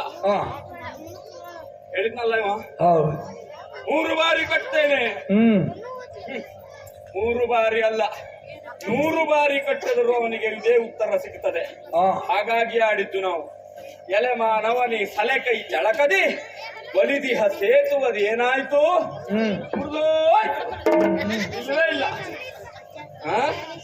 ನಾವು ಮಾಡಿದ ಕಾರ್ಯ ರಾಮ ಸೇತು ಇವತ್ತಿಗೂ ಇತಿಹಾಸ ಆಗುಂಟು. ಈ ಕ್ಷೇತ್ರಕ್ಕೆ ಬಂದವರು ತಲೆಯೂರಿ ನಮಸ್ಕಾರ ಮಾಡಿ ಹೋಗ್ತಾರೆ. ಅದರ ಬೆಲೆ ತಿಳಿಯದೆ ಹೋಗಿ ಮಾತನಾಡಿರಬಹುದೇವ. ಬಿಡಿ, ಏನೂ ಇರಲಿ. ಕಪ್ಪಿಗಳು ನೀವು ಅಂತ ಆಡಿದ್ನಲ್ಲ, ನಾವು ಕಪ್ಪಿಗಳೇ, ನಾವು ಬಲಿಮುಖರೇ, ನಾವು ವಾನರರೇ. ಆದ್ರೂ ನಮಗೆ ಹೆಮ್ಮೆ ಉಂಟು. ಏನು ಗೊತ್ತೋ, ರಾಮ ಕಾರ್ಯದಲ್ಲಿ ರಾಮ ಸೇತುವಲ್ಲಿ ನಾವು ಕಾರ್ಯ ಮಾಡಿದವರು ಎನ್ನುವ ಹೆಮ್ಮೆ ಯಾವ ಕಾಲಕ್ಕೂ ನಮಗುಂಟು. ಬ್ರಹ್ಮಪರದ ಯೋಗ ಹೇಗಿರ್ತದೆ ನೋಡಿ. ಸೇತುವೆ ಕಟ್ಟಬೇಕಾದ್ರೂ ರಾಮನಿಗೆ ಸಿಕ್ಕಿತ್ತು ನಾವೇ ಹೊರತು ಮನುಷ್ಯರಲ್ಲ. ಮನುಷ್ಯರು ಸಿಕ್ಕಿದ್ರೆ ಏನಾಗ್ತಿತ್ತು ಗೊತ್ತೋ, ರಾಮ ಮಾಡಿದ್ದೇ ಅಲ್ಲ, ನಾವಿದ್ದಕ್ಕೆ ರಾಮ ಅಂತ ಹೇಳಿದ್ರು ಹಾಗೆ ಇರಲ್ಲ. ಏನು ಇರ್ಲಿ, ಪ್ರತಿಜ್ಞೆ ಮಾಡಿದ್ನಲ್ಲ ಅಗ್ನಿಕುಂಡ ಕಾಡ್ತೇನಂತ. ಏನ್ ಇನ್ನೊಬ್ಬ ಸಾಯುವುದನ್ನು ಈ ವಯಸ್ಸನ್ನು ನೋಡು ಕರ್ಮ ನಮಗೆ ಬೇಡವೇ ಬೇಡ. ಆಡಿದ ಭಾಷೆಯ ಮಾಡಲು ನಿನ್ನಲು ಕೂಡದಿರ್ತಾರೆ ನೀ ನಡೆಬೇಗ. ನೋಡು, ಒಂದು ಬುದ್ಧಿ ಮಾತನ್ನು ಹೇಳ್ತೇನೆ, ಯಾವ ಕಾಲಕ್ಕೂ ಈ ರೀತಿಯಾಗಿ ವರ್ತಿಸಲಿಕ್ಕೆ ಹೋಗಬಾರದು. ನಾನು ನೋಡಿದ ಮೂಲಕ 3 ಕಾಲು ಅನ್ನುವ ಭಾಷೆ ಯಾವ ಕಾಲಕ್ಕೂ ಆಗುವುದಿಲ್ಲ. ನಮ್ಮಲ್ಲಿ ಭೂಲೋಕದಲ್ಲಿ ಇದ್ದೇನಲ್ಲ ಸ್ವಾಮಿ, ನಾನು ಒಂದು ಗಾದೆ ಮಾತುಂಟು, ಏನು ಕುರುಡು ಎತ್ತಿಗೆ ಹಸಿ ಹುಲ್ಲೇ ಕೈಲಾಸುವಂತೆ. ಅದಕ್ಕೆ ಮತ್ತೆ ಯಾವ್ದು ಗೊತ್ತಾಗುದಿಲ್ಲ, ಹಾಗಾಗಿ ಹಸಿ ಹುಲ್ಲು ಒಂದೇ ತಿಳಿಯುವುದು. ಆ ಜಾತಿಯ ಮಹಿಮ ತಾ ಮಾಡಿಕೊಂಡೇ ಸತ್ಯ ಅಂತ ತಿಳ್ಕೊಂಡವ. ಏನು ಇರ್ಲಿ ಬಿಡಿ. ನೋಡು, ನಿನ್ನ ಪ್ರತಿಜ್ಞೆಯನ್ನು ಅಲ್ಲ ಇಂಥವ ಬಂದು ಇಲ್ಲಿ ಕೇಳಿದ ಅಂತಲ್ಲ, ನಾನು ಯಾವ ಕಾಲಕ್ಕೂ ಯಾರಲ್ಲಿಯೂ ಹೇಳುವುದಿಲ್ಲ. ಯಾಕೆ, ನೀನು ಆಡಿದ ಹಾಗೆ ನಾನೊಬ್ಬ ಬಲಿಮುಖ ಮಂಗ. ಒಬ್ಬರ ತಗೊಂಡೋಗಿ ಇನ್ನೊಬ್ರಿಗೆ ಹೇಳಿ, ಇನ್ನೊಬ್ಬರ ತಗೊಂಡೋಗಿ ಮತ್ತೊಬ್ರಿಗೆ ಹೇಳಿ, ಒಬ್ರಿಬ್ರಲ್ಲಿ ಬೆಂಕಿ ಹಚ್ಚಿ ತಮಾಷೆ ನೋಡುವ ಬುದ್ಧಿ ಮಂಗಂದಿರಲ್ಲ. ಅದೇನಿದ್ರು ಮನುಷ್ಯರಿಗೆ ಬಿಟ್ಟಿದ್ದೇವೆ. ಮತ್ತೆ ನಿನಗಾದ ಒಂದು ಕಾರ್ಯ ಉಂಟಲ್ಲ, ನಮ್ಮದೇ ಆದ ರಾಮಜಪ ಕಾರ್ಯ ಉಂಟು. ನಮಗೆ ನಮ್ಮದೇ ಆದಂತಹ ಕಾರ್ಯಬಾಹುಳ್ಯ ಉಂಟು. ನಿನ್ನ ಭಾಷ್ಯ ಬೇಡ, ಏನೂ ಬೇಡ. ಇಂಥದ್ದು ಹೋಗಿ ಇಂಥವ್ರ ಹತ್ರ ಹೀಗೆಲ್ಲ ಮಾತಾಡಿದ್ದೇನೆ ಅಂತ ಹೇಳ್ಕೊಳ್ತಿರ್ಬೇಡ. ನಾನಂತೂ ಹೇಳುವುದಿಲ್ಲ. ನೀನಾಗಿ ಹೇಳ್ಕೊಂಡ್ರೆ ನಿನ್ನ ಮರ್ಯಾದೆ ನೀನೇ ತೆಕ್ಕೊಂಡ ಹಾಗೆ. ಸರಿಯಾ?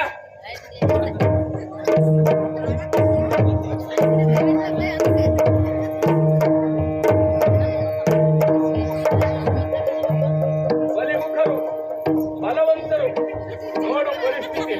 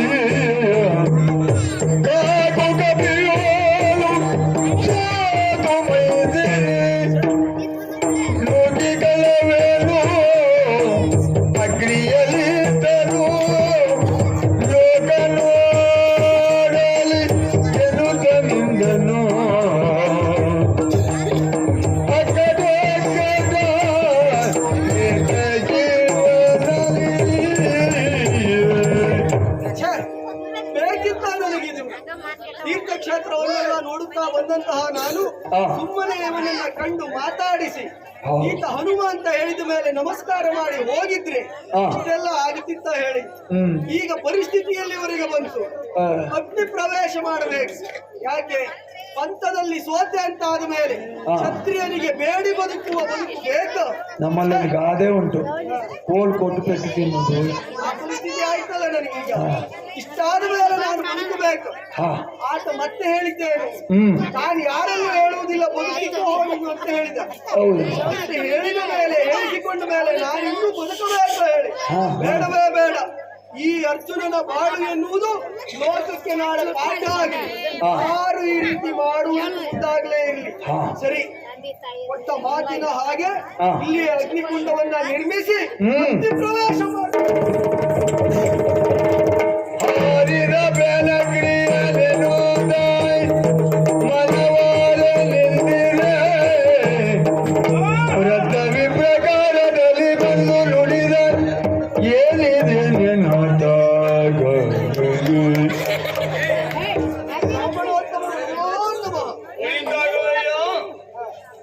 ಏನಪ್ಪ ಅಗ್ನಿ ಉರಿತಾ ಉಂಟು, ಸುತ್ತ ಬರ್ತಾ ಇದೆಯೇ?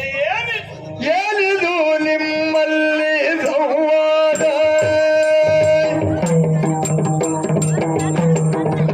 ಏನಿದು ಏನಿದು ಏನಿದು ನಿಮ್ಮಲ್ಲಿ ಸಂವಾದ? ಸಾಕಯ್ಯ ತಡೆಯಿರಿ, ಸಾಕಯ್ಯ ತಡೆಯಿರಿ, ನಾನು ಕೇಳಿಕೊಂಡ ಬೇನದ. ಸಾಕಯ್ಯ ತಡೆಯಿರಿ, ಸಾಕಯ್ಯ ತಡೆಯಿರಿ, ನಾನು ಕೇಳಿಕೊಂಡ ಬೇನದ. ನೀನದೇ ಗಗ್ನಿಯನು ಮಲಗನು ಮಾನವಿಲ್ಲದ ಹಾರಿದ ನೀನದೇ ಗಗ್ನಿಯನು ಮಲಗನು ಮಾನವಿಲ್ಲದ ಹಾರಿದ ಬೇಲಿ ನಿರೋಧವ ಯಾರು ಮಾಡುವರು? ಬೇಲಿ ನಿರೋಧವ ಯಾರು ಮಾಡುವರು? ಮಾನವರೊಳ ಕಟ ಕಟ ಸುಮ್ಮನೆ, ಯಾನವರೊಳ ಕಟ ಕಟ ಸುಮ್ಮನೆ. ಏನಿದು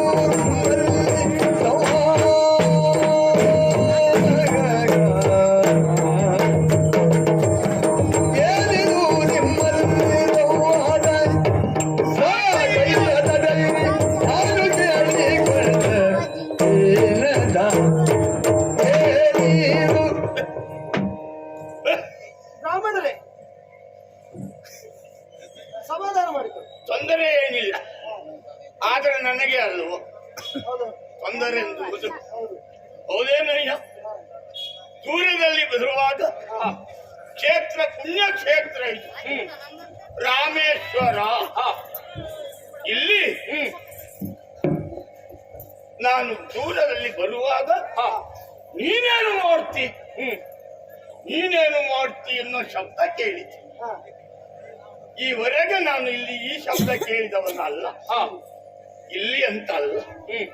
ಪುಣ್ಯಕ್ಷೇತ್ರದಲ್ಲಿ ಎಲ್ಲಿಯೇ ಆದರೂ ನೀನೇನು ಮಾಡ್ತಿ ಎನ್ನುವ ಶಬ್ದವೇ ನಿಷೇಧ. ನೀವೇನು ಮಾಡ್ತೀರಿ ಬರಬೇಕಾದ ಶಬ್ದ ಆಗಿ ಕುತೂಹಲ ಹೆಚ್ಚಾಯ್ತು. ಬಂದು ನೋಡ್ತೇನೆ, ಇದೇನಪ್ಪ ಈ ಶಬ್ದ ಯಾರು ಹೇಳ್ತಾರೆ ಅಂತ ನೋಡಿದ್ರೆ ಅಗ್ನಿ ಪ್ರಜ್ವಲಿಸ್ತಾ ಉಂಟು. ನೀನು ಸುತ್ತು ಬರ್ತಾ ಇದ್ದಿ, 2 ಸುತ್ತ ಆಗಿತ್ತು. ನಾನು ಬರುವಾಗ ನಿನಗೊಂದು ಸುತ್ತು ಕಡಿಮೆ ಎನ್ನುವುದು ನನಗೆ ಗೊತ್ತಾಯಿತು. ನೀವು ಬರುವುದು ಸ್ವಲ್ಪ ತಡೆ ಆಗಿದ್ರೆ 3 ಸುತ್ತ ಆಗಿ ನಾನು ಹಾರ್ತಿದ್ದೆ. ಸುತ್ತು ಮುಗಿದು ಹೋಗುತ್ತಿತ್ತು. ಹೌದೇನಯ್ಯ? ಈ ಬೆಂಕಿಗೆ ಹಾರುವ ಕೆಲಸಕ್ಕೆ ಮುಂದಾಗಿದ್ದೀಯಲ್ಲ, ಈ ಮಾನವ ಅಂತ ಕರೆದದ್ದು ಯಾಕೆ? ಮಾತು ಮತ್ತು ಮಾನವ ಎರಡಕ್ಕೆ ಪ್ರಾಶಸ್ತ್ಯ ಕೊಟ್ಟು ಯಾವಾತ ಬದುಕುತ್ತಾನೋ ಅವ ಮಾತ್ರ ಮಾನವ. ಅಲ್ಲದೆ ಹೋದರೆ ಶರೀರ ಇದ್ದವರಲ್ಲ ಮಾನವರಲ್ಲ. ಮಾತು ಮತ್ತು ಮಾನ ಅಂತದ್ದು ಹೋಗುವ ಪ್ರಸಂಗ ಬಂದಾಗ ಇಂಥ ಕಾರ್ಯ ಮಾಡುವುದುಂಟು. ಈ ಕಾಲದಲ್ಲಿ ಮಾನವನ್ನು ಮಾತನ್ನ ಕಳ್ಕೊಳ್ಳುವ ಮನುಷ್ಯರಿದ್ದಾರೆ. ಕಂಡ್ರೆ ಮಾನವನ ಕಂಡಾಗಿ ಕಾಣಿಸ್ತೀವಿ. ನೀನ್ ಯಾರು?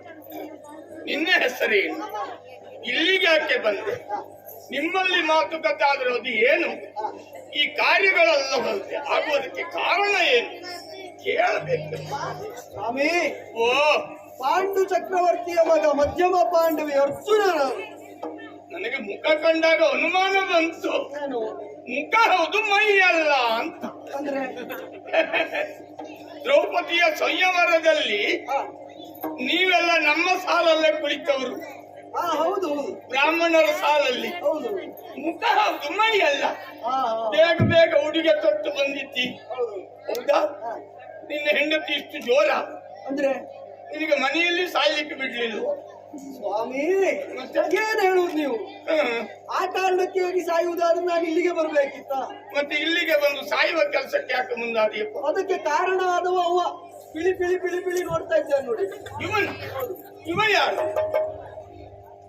ಸ್ವಾಮಿ, ತ್ರೇತೆಯ ಹನುಮ. ರಾಮದೂತ ಹನುಮ ನಾನೇ. ನೀನು ಹನುಮನ? ನೀ- ನೀ- ಒಳ್ಳೆಯದಾಗಲಿ. ನೀವು ಬಹಳ ಆ ಕಡೆ ತಿರುಗಬೇಡಿ. ಅವನಲ್ಲಿ ಮಾತಾಡಿ ನನಗೇ ಇಷ್ಟ ಆಗಿದೆ. ನೀವು ಮಾತಾಡಿದ್ರೆ ಎಷ್ಟಾದೀತು. ಹನುಮ ಮಾತಾಡಿದ್ರೆ ಮಾತ್ರ ಮೈ ಮೇಲೆ ಬರುವವನು, ಕೈ ಮುಗಿದವರಿಗೆ ಮೈ ಮೇಲೆ ಬರುವುದಿಲ್ಲ.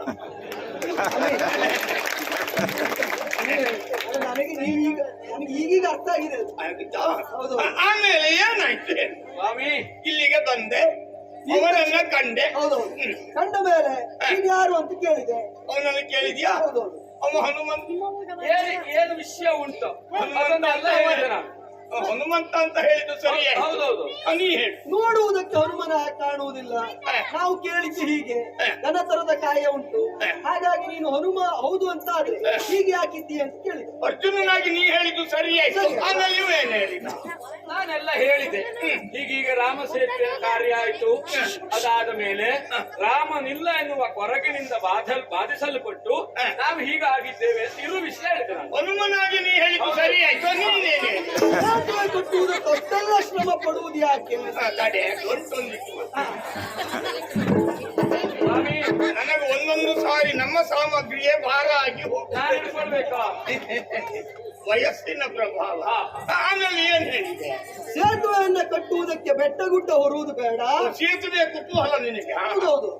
ಆ ಸೇತುವೆಯನ್ನ ನಿರ್ಮಾಣ ಮಾಡುವುದಕ್ಕೆ ಈಗ ಬಾಣದಿಂದಲೇ ಸೇತುವೆ ನಿರ್ಮಾಣ ಮಾಡ್ಲಿಕ್ಕೆ ಆಗ್ತದೆ ಅಂತ ಹೇಳಿದೆ. ಎಂತ ಹೇಳಿದ? ಬಾಣದಿಂದ. ಅರ್ಜುನನಾಗಿ ನೀ ಹೇಳಿದ್ದು ಸರಿ ಆಯ್ತು ಅಲ್ವಾ? ಗಜಗೌರಿ ವ್ರತದಲ್ಲಿ ಬಾಣದಿಂದ ಎಣಿಯನ್ನು ಮಾಡಿದವನು. ನಿಮ್ಗೆ ಅದು ಗೊತ್ತು. ಅಲ್ಲ, ಅಲ್ಲಿಯೂ ನಾನು ಬಂದವನ್ನೇ. ಆಮೇಲೆ ನೀ ಏನ್ ಹೇಳಿದೆ? ಸ್ವಾಮಿ, ಅದನ್ನು ನಾವು ಹೇಳಿದ್ರೆ ನನ್ನದು ಆಕ್ಷೇಪ ಇಲ್ಲಾಗಿತ್ತು. ಆದರೆ ಅಷ್ಟೇ ಹೇಳಿದವ ಅಲ್ಲಿಗೆ ಸುಮ್ಮನಿರ್ಲಿಲ್ಲ. ಹೇಳಿದ ರೀತಿ ಬೇರೆ ಆಯ್ತು. ಏನು? ರಾಮನಿಂದ ಆಗುವುದಿಲ್ಲ ಅಂತ ಅಲ್ಲ, ನಿಮಗೆಲ್ಲ ಕಾರ್ಯ ಕೊಡ್ಬೇಕಿತ್ತು. ಅವ ಕಿರಿದು ಮನುಜರು, ಕಿರಿದು ಮಂಗಗಳು ನೀವು, ನಿಮ್ಮ ಇದನ್ನೇ ಮಾಡಿಸ್ಬೇಕು, ಬುದ್ಧಿಹೀನರು. ಈಗ ಅವ ಹೇಳು ರಾಗ ಬದಲು ಮಾಡಿದ್ದಾನೆ. ಆದ್ರೆ ಅವಾಗ ಹೇಳಿದ ರಾಗ ಬೇರೆ ರೀತಿ ಇತ್ತು. ಕೆಲವೊಮ್ಮೆ ರೋಗ ಬದಲಾದಾಗ ರಾಗ ಬದಲ. ಹೌದು, ಧ್ವನಿ ಕ್ಷೀಣ ಆಗುತ್ತದೆ. ಆವಾಗ ಏರು ಧ್ವನಿ ಇತ್ತು, ಈಗ ಇಳು ಧ್ವನಿ ಹೇಳ್ತಾ ಇದ್ದ. ನಾನು ಹೇಳಿದೆ, ನೋಡು ಇದೆಲ್ಲ ನಿನಗೆ ಸರಿಯಲ್ಲ. ಯಾರೆಲ್ಲ ಮಾತನಾಡ್ತಿದ್ದೆ ಅನ್ನೋ ಪ್ರಜ್ಞೆ ಬೇಕು. ಮಾತಾಡ್ತಾ ಇದ್ದಿದ್ದು ಹನುಮನಲ್ಲಿ, ಸರಿಯಾಗಿ ಮಾತಾಡು ಅಂತ ಹೇಳಿದೆ. ನೀನು ರಾಮನನ್ನು ಸಣ್ಣದಾಗಿ ಮಾತಾಡು. ರಾಮನನ್ನಾಗಲಿ, ರಾಮ ಸೇವಕರನ್ನಾಗಲಿ, ರಾಮ ಕಾರ್ಯವನ್ನಾಗಲಿ ಅಲಕ್ಷಿಸಬೇಡ. ಅದರ ಬಗ್ಗೆ ಗಮನವಾಗಿ ಮಾತಾಡಬೇಡ. ಏನು ನೀ ಸೇತುವೆ ಕಟ್ಟಿದ್ಯಾ? ಅಲ್ಲ, ನೀನು ಹನುಮನಾಗಿ ಇಷ್ಟೇ ಹೇಳಿದ್ದೆ ನಾನು. ಹನುಮನಾಗಿ ಹೇಳಿ ಸರಿ ಆಯ್ತು. ನೀನೇನು? ನಾನು ಗಂಡು ಪಂಥ ಅಲ್ಲುವುದು. ಸೇತುವೆಯನ್ನು ನಿರ್ಮಾಣ ಮಾಡಿ ತೋರಿಸಿದೆ. ಹಾಗಾಗಿ 3 ಬಾರಿ ನಾನು ಸೇತುವೆ ನಿರ್ಮಾಣ ಮಾಡಿ ತೋರಿಸ್ತೇನೆ ಏನು ಅಂತ ಕೇಳಿದೆ. ಬಾಣದಿಂದ ಸೇತುವೆಯನ್ನು ಮಾಡಿದೀಯಾ ನೀನು? ಮಾಡಿದ್ರೆ ಏನು ಅಂತ ಕೇಳಿದೆ. ಮಾಡಿದ್ರು ಏನು? ಮಾಡ್ಲಿಲ್ಲ. ಮಾಡಿದ್ರು ಏನು ಅಂತ ಅರ್ಜುನನಾಗಿ ನೀ ಹೇಳಿ ಸರಿ ಆಯ್ತು. ಆಮೇಲೆ ನೀ ಏನ್ ಹೇಳಿದೆ? ನಾನು ಹೇಳಿದೆ, ನೀನೊಮ್ಮೆ ಮಾಡಿದಿ ಅಂತ ಆದ್ರೆ ರಾಮ ಬಂಟ ಏನು ಎಂಬುದನ್ನು ನಿರೂಪಿಸುವುದಕ್ಕೆ ಅರೆ ಕ್ಷಣದಲ್ಲಿ 3 ಮುರಿದು ಬಿಸಾಡ್ತೇನೆ ಅಂತ ಹೇಳಿ. ಅದೇ ಹನುಮನಾಗಿ ನೀ ಹೇಳಿ ಸರಿ ಆಯ್ತು. ತಡಿ, ಗೊಟ್ಟೆಲ್ಲ ಆಮೇಲೆ ನೀ ಏನ್ ಹೇಳಿ? ಒಂದು ವೇಳೆ ಅವ ಮುರಿದ ಅಂತಾದ್ರೆ ಆದರೆ ನಾನು ಅಗ್ನಿ ಪ್ರವೇಶ ಮಾಡಿ ಪ್ರಾಣತ್ಯಾಗ ಮಾಡ್ತೇನೆ ಅಂತ ಅಲ್ಲ, ಕ್ಷತ್ರಿಯನಾಗಿ ನೀ ಹೇಳಿದ್ದು ಸರಿ ಆಯ್ತು. ಆಮೇಲೆ ನೀನೇನ್ ಹೇಳಿ? ನನಗೆ ಹಾಗೆ ಹೇಳಲಿಕ್ಕೆ ಗತಿ ಉಂಟಾ? ನಾನು ಚಿರಂಜೀವಿ, ನಿಜ. ಹೌದಾ? ನಾನು ಹೇಳಿದೆ, ಒಂದು ವೇಳೆ ನನ್ನಿಂದ ಮುರಿಯುವುದಕ್ಕೆ ಅಸಾಧ್ಯ ಅಂತ ಆದ್ರೆ ಈ ಕ್ಷಣದಲ್ಲಿ ರಾಮ ಸೇವಕ, ರಾಮದೂತ ಎಂಬ ಪದವಿಯಿಂದ ನಿವೃತ್ತಿ ಹೊಂದಿ ಅರ್ಜುನನ ಪಾದ ಸೇವಕ ಆಗ್ತೇನೆ ಅಂತ ಹೇಳಿದೆ. ರಾಮನ ದಾಸತ್ವವನ್ನು ಬಿಟ್ಟು ಅರ್ಜುನನ ಭಲೇ ಹನುಮ, ನೀನ್ ಹೇಳಿದ್ದು ಸರಿಯೇ ಆಯ್ತು. ನೀನೇನು ಹೇಳಿ? ನಾನು ಹೇಳುವುದೇ 3 ಬಾರಿ ಸೇತುವೆ ಮಾಡಿದೆ, 3 ಬಾರಿಯೂ ಮುರಿದ. ಎಂತ ಮಾಡಿದ? ಸೇತುವೆ ಮುರಿದ. 3 ಬಾರಿ ಬಾಣದಿಂದ ಸೇರ್ತಿವೆ ಮಾಡಿ ಮುರಿದು ಎಲ್ಲ ಆಯ್ತು. ಇದು ಹೌದಾಗಿ ಈಗ ಸೇತುವೆ ನಿರ್ಮಾಣ ಮಾಡಿ ಮುರಿದಾದ್ಮೇಲೆ ಇನ್ನು ಅಗ್ನಿ ಪ್ರವೇಶ ಮಾಡಬೇಕಲ್ಲ. ಎಂತೆಂತ ಕಾಲ ಬರ್ತದ ಗೊತ್ತಾಗುದಿಲ್ಲ. ಯಾಕೆ ಸ್ವಾಮಿ? ಈ ಕಾಲದಲ್ಲಿ ನೀನು ಬಾಣದಿಂದ ಸೇತುವೆ ಕಟ್ಟಿದ್ದಿ, ಮುಂದೊಂದು ದಿನ ಎಲ್ಲ ಬಿಲ್ಲೆಲ್ಲ ಸೇತುವೆ ಕಟ್ತಾರೋ ಅಂತ. ಸೇತುವೆ ಇರುವುದಿಲ್ಲ, ಬಿಲ್ಲಲ್ಲಿ ಸೇತುವೆ ಆಗಿ ಈಗ ನೀನು 3 ಬಾರಿ ಸೇತುವೆ ಕಟ್ಟಿ ಆಯ್ತು. ಹಾಗಾದ್ರೆ ಮುರಿದು ಆಯ್ತು. ಮುರಿದು ಆಯ್ತಾ? ರಾಮ ರಾಮ ಆಹಾ, ಚಂದವಾಗಿಲ್ಲೆ ನಾನು ದಿನಾಲಿ.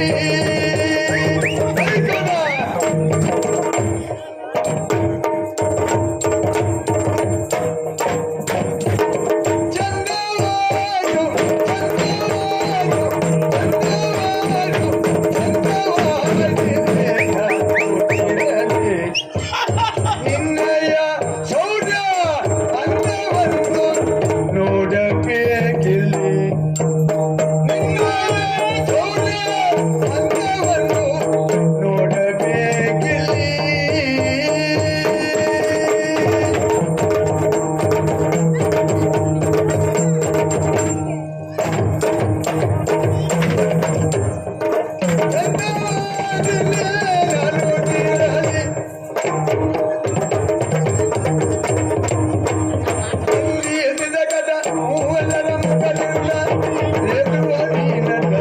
ಭಟ್ರೆ ಗಂಟು ಗಂಟು ಗಂಟು ಭಟ್ರೆ ಒಂದಿಲ್ಲ ಗದ ಹೂವೆಲ್ಲರ ಮುಖದಿಂದ ಏನೋ ನೀಡಿದರು. ಬಲ್ಬಿಂದಲಿ ಕವಿವರ ಮುಡಿದರೆ, ಬಲ್ಬಿಂದಲಿ ಕವಿವರ ಮುಡಿದರೆ ಕುಂದಲಗ್ನಿಯ ಆಯು ಮುಟ್ಟಿದ್ದಾರೆ, ಕುಂದಲಗ್ನಿಯ ಆಯು ಮುಟ್ಟಿದ್ದಾರೆ. ಚಂದ್ರವಾಗಿ ನೇರಲಿರಲಿ ನಿನ್ನ ಅಲ್ಲಲ್ಲ ಅಂದವನ್ನು ನೋಡ ಏಕಿಲ್ಲಿ ಚಂದವಾಯಿತು.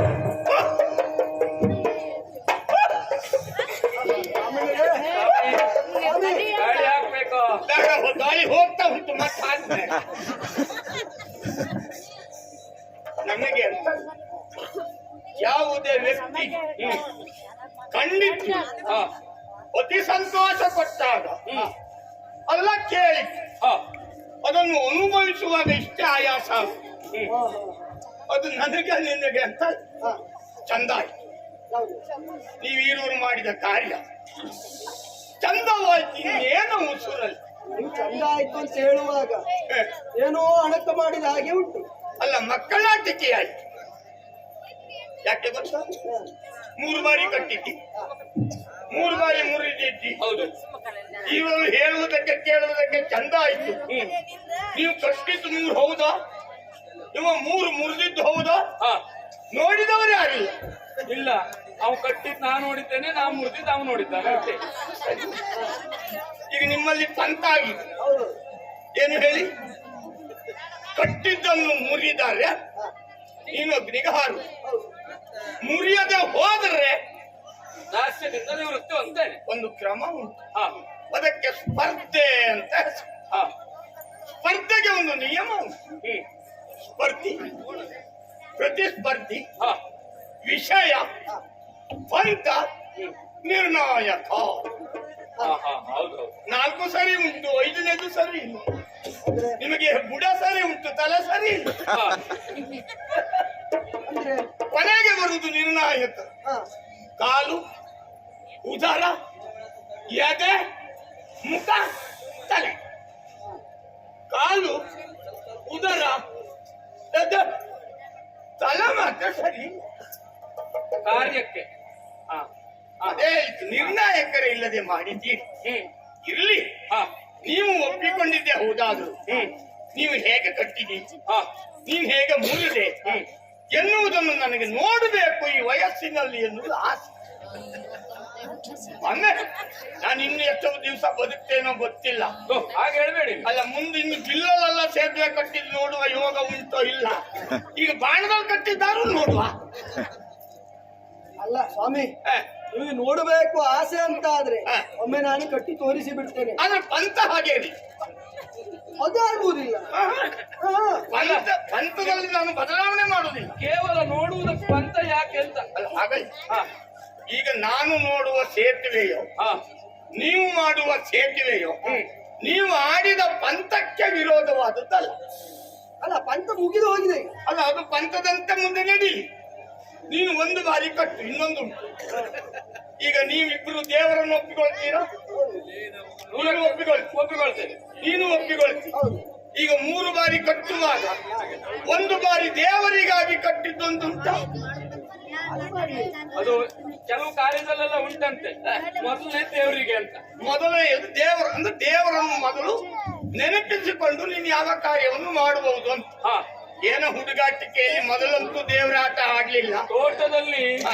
ಹಲವು ಬಾಳೆಗೊನೆಗಳು ಬಿಟ್ರೆ ಮೊದಲನೇ ಬಾಳೆಗೊನೆ ದೇವರಿಗೆ ಅಂತ ಬಿಡುವವರಿದ್ದಾರೆ. ಇದ್ದಾರೆ. ಹೌದು. ಯಾಕೆ ಅದು ಮಂಗನ ಕಾಟ ಬಾರದೇ ಇರಲಿ. ಅದು ಯಾಕೆ ಗೊತ್ತಾ ಸ್ವಾಮಿ? ಹೌದು. ಕೆಲವೆಲ್ಲ ಒಂದು ಬಾಳೆಗೊನೆಯನ್ನು ಮಂಗನಿಗೆ ಬಿಡ್ಲಿಕ್ಕೆ ಹೌದು. ಕೃಪಣತ್ವ ಮಾಡ್ತಾರೆ. ಒಂದು ಕಾಯಿ ಕೊಡ್ಲಿಕ್ಕೆ ಸಿದ್ಧರಿಲ್ಲ, ಹಾಗಾಗಿ ಹಾಗಾಗಿ ಇಡೀ ಬಾಳೆ ತೋಟ ಮಂಗನ ಪಾಲಾಗ್ತದೆ. ಹೌದು ಹೌದು ಸತ್ಯದ ಮಾತೆ ನೀನು ಆಡೋದೇ ಬೇಕಾದದ್ದು. ಹಾ ಇನ್ನೊಂದುಂಟು, ದೇವರಾಟ ಮೊದಲಂತೂ ಆಡ್ಲಿಲ್ಲ ನೀವು. ಇಲ್ಲ. ಕೊನೆಯದಲ್ಲಾದರೂ ದೇವರಾಟ ಆಡಬಹುದಲ್ಲ. ನನ್ನನ್ನು ದೇವರು ಅಂತ ನಂಬುದೇ ಹೋದ್ರು, ದೇವರನ್ನು ನೀವು ನಂಬುದು ಹೋದಲ್ಲ. ಹೌದು. ಇನ್ನೊಂದುಂಟು, ಅಂದ್ರೆ ನೀವು ಹೇಳುವ ಪ್ರಕಾರ ಮೊದಲನೇ ಆಟಕ್ಕೆ ಲೆಕ್ಕಾಚಾರ ಇಲ್ಲ ಅಂತ ಹೇಳುದು. ಅದು ಮೊದಲು 3 ಇರ್ಲಿ, ಹಾ ಕೊನೆಗಾದ್ರೂ ಒಂದು ದೇವರಾಟ ಆಡಿ ಇನ್ನು ನಾನೇ ಯಾರು ಹಾ. ನಿಮ್ಗೆ ಸಮಸ್ಯೆ ಇರುವುದು. ಹೌದು, ನಿರ್ಣಾಯಕರಾಗಿ ಬಂದವರು ನೀವೀಗ. ಹೌದು ಹೌದೌದು. ನಾನು ಇಲ್ಲೇ ಕ್ಷೇತ್ರದಲ್ಲಿ ಇರುವಂತ. ಹಾ ಇಲ್ಲಿ ಅಂದ್ರೆ ಏನು, ಎಲ್ಲೇ ಪುಣ್ಯ ಕ್ಷೇತ್ರ ಇದ್ರು ನಾನು ಅಲ್ಲಿ ಇರ್ತೇನೆ. ಸ್ವಾಮಿ ವಾ. ಅನ್ಯಥಾ ಭಾವಿಸಬಾರ್ದು. ಹಾ, ಹಾ. ನೀವು ಬ್ರಾಹ್ಮಣರು, ನಿಜ. ವೈಶ್ವಾನರರು. ಸರಿಯ. ಈ ಸಮಯದಲ್ಲಿ ಹಾ. ನಾವಿಲ್ಲಿ 3 ನರ ಒಟ್ಟಾದಾಗ ಆಗಿದೆ. ಸತ್ಯವೇ. ಒಂದು ಅವ ನರ, ನರ, ನೀನು- ವೈಶ್ವಾನರ, ನೀನು ನಾನು ವಾನರ. ಒಂದೇ ನರ ಸರಿ ಇದ್ರೆ ಒಳ್ಳೇದು. ಹೌದು. ಆ 3 ನರ ಒಟ್ಟಾಗಿ ಬಿಟ್ಟಿದೆ ಹಾ ಸ್ವಲ್ಪ ಕಷ್ಟವೇ. ತಿರುಚಿದ್ರು ಸಮಸ್ಯೆ ಆಗ್ತದೆ. ನರ ಗಂಟಾದರೆ ಅವನ ಗಂಟು ಹೋಗ್ತಾನೆ. ಹೌದು. ಹೌದು ಹೌದು. ನೀವು ಅನ್ಯಥಾ ಭಾವಿಸಬಾರ್ದು. ಅಲ್ಲ, ನೀನು ಒಂದೆತ್ತ ಹೇಳಲು ಬಾ. ನಮ್ಮ ನಾಮಧೇಯ ಏನು ಕೇಳಬಹುದಾ? ನನಗೆ ನನ್ನ ಹೆಸರು ಹೇಳಲಿಕ್ಕೆ ಸಂತೋಷವೂ ಹೌದು, ಹಾ ಒಂದೊಂದು ಸಾರಿ ಮುಜುಗರವೂ ಹೌದು. ಯಾಕೆ? ನನ್ನ ತಂದೆಗೆ ಸಂತಾನ ಇಲ್ಲದೆ ಬಹುಕಾಲ ಕಳೆದ ಆ ಕಾಲಕ್ಕೆ ಹಾ ನಮ್ಮ ತಂದೆಯವರು ಹೋಗಿ ರಾಮದೇವರಲ್ಲಿ ಪ್ರಾರ್ಥನೆ ಮಾಡಿದ್ರಂತೆ. ಹಾ ರಾಮ, ನನಗೊಂದು ಸಂತಾನ ಭಾಗ್ಯ ಕೊಟ್ಟೆ ಅಂತಾದ್ರೆ ಹಾ ಹುಟ್ಟಿದ ಸಂತಾನ ಹಾ ಅದು ನಿನ್ನ ಅನುಗ್ರಹ ಅಂತ ತಿಳಿದು ಹಾ ನಿನ್ನ ಹೆಸರು ಇಡ್ತೇನೆ ಅಂತ. ಒಟ್ಟು ವಿಶ್ವಾಸ ಹುಟ್ಟುವುದು ಗಂಡೆ ಅಂತ ಹಾ ಅಪ್ಪ ಹರಿಕೆ ಹೇಳಿಕೊಂಡಿದ್ದ ಅಮ್ಮನಿಗೆ ಗೊತ್ತಿಲ್ಲ ಹಾ ಹಾಗಾಯ್ತು. ವಿಷಯನು. ಹಾ ಅಮ್ಮ ಹೋದನಂತೆ. ಹೋದವಳು ಏನ್ ಹೇಳಿದ್ಲು? ಹಾ ರಾಮನ ಗುಡಿಗೆ ಹೋಗಲಿಲ್ಲ, ಕೃಷ್ಣನ ಗುಡಿಗೆ ಹೋದಳಂತೆ. ಓಹೋ. ಕೃಷ್ಣನಲ್ಲಿ ಬೇಡಿದಳಂತೆ, ಹಾ ಕೃಷ್ಣ ನೀನು ಎಲ್ಲವರನ್ನು ಸಮದೃಷ್ಟಿಯಲ್ಲಿ ಕಂಡವನು. ಆ 14,000 ಆ ಸ್ತ್ರೀಯರಿಗೆ ಬದುಕನ್ನ ಕೊಟ್ಟ ನೀನು ನನ್ನ ಕೂಗನ್ನು ಕೇಳಲಾರೆಯ ತಂದೆ. ನಾನೊಂದು ಹೆಣ್ಣು, ನನಗೊಂದು ಸಂತಾನವನ್ನು ಕೊಟ್ಟೆ ಅಂತಾದರೆ ಪುತ್ರನಾದರೆ ನಿನ್ನ ಹೆಸರಿಡ್ತೇನೆ ಅಂತ ಕಣ್ಣೀರಿಟ್ಟು ಕೈ ಮುಗಿದು ಬಂದಳಂತೆ. ಇಬ್ರು ಹರಿಕೆ ಹೇಳಿಕೊಂಡ್ರ. ಹಾ ಅಮ್ಮನಿಗೆ ಹೊಟ್ಟೆ ಬಂತ. ಹಾ. ನಾನು ಹುಟ್ಟುಕೊಂಡೆ. ಹಾ ಹುಟ್ಟಿ ಆದ್ಮೇಲೆ ಅಲ್ಲಿಗೆ ನಿಲ್ತದೋ? ಹರಕೆ ತೀರಿಸ್ಬೇಕಲ್ಲ. ಉಳಿದವರೆಲ್ಲ ಮಗ ಅಂತಲೇ ಅಪ್ಪ ಅಮ್ಮ ಮಗ ಅಂತ ಕರಿಬಹುದು, ಹಾ ಕಂಡವರೆಲ್ಲ ಮಗನೇ ಅಂತ ಕರೀಲಿಕ್ಕೆ ಆಗ್ತದೆ. ಆಗುದಿಲ್ಲ.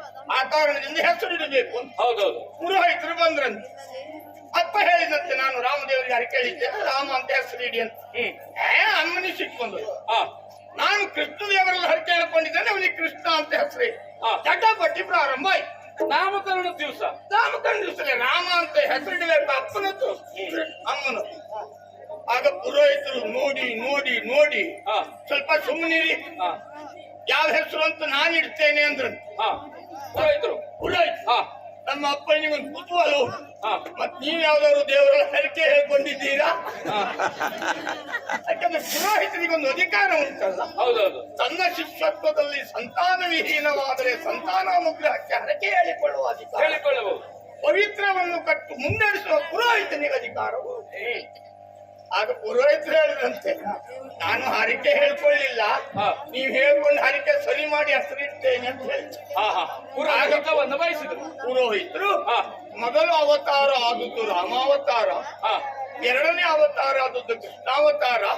ಹಾಗಾಗಿ ಈ ಹುಡುಗನಿಗೆ ರಾಮಕೃಷ್ಣ ಅಂತ ಹೆಸರಿಡುವ ಅಂತ ಹೇಳಿ.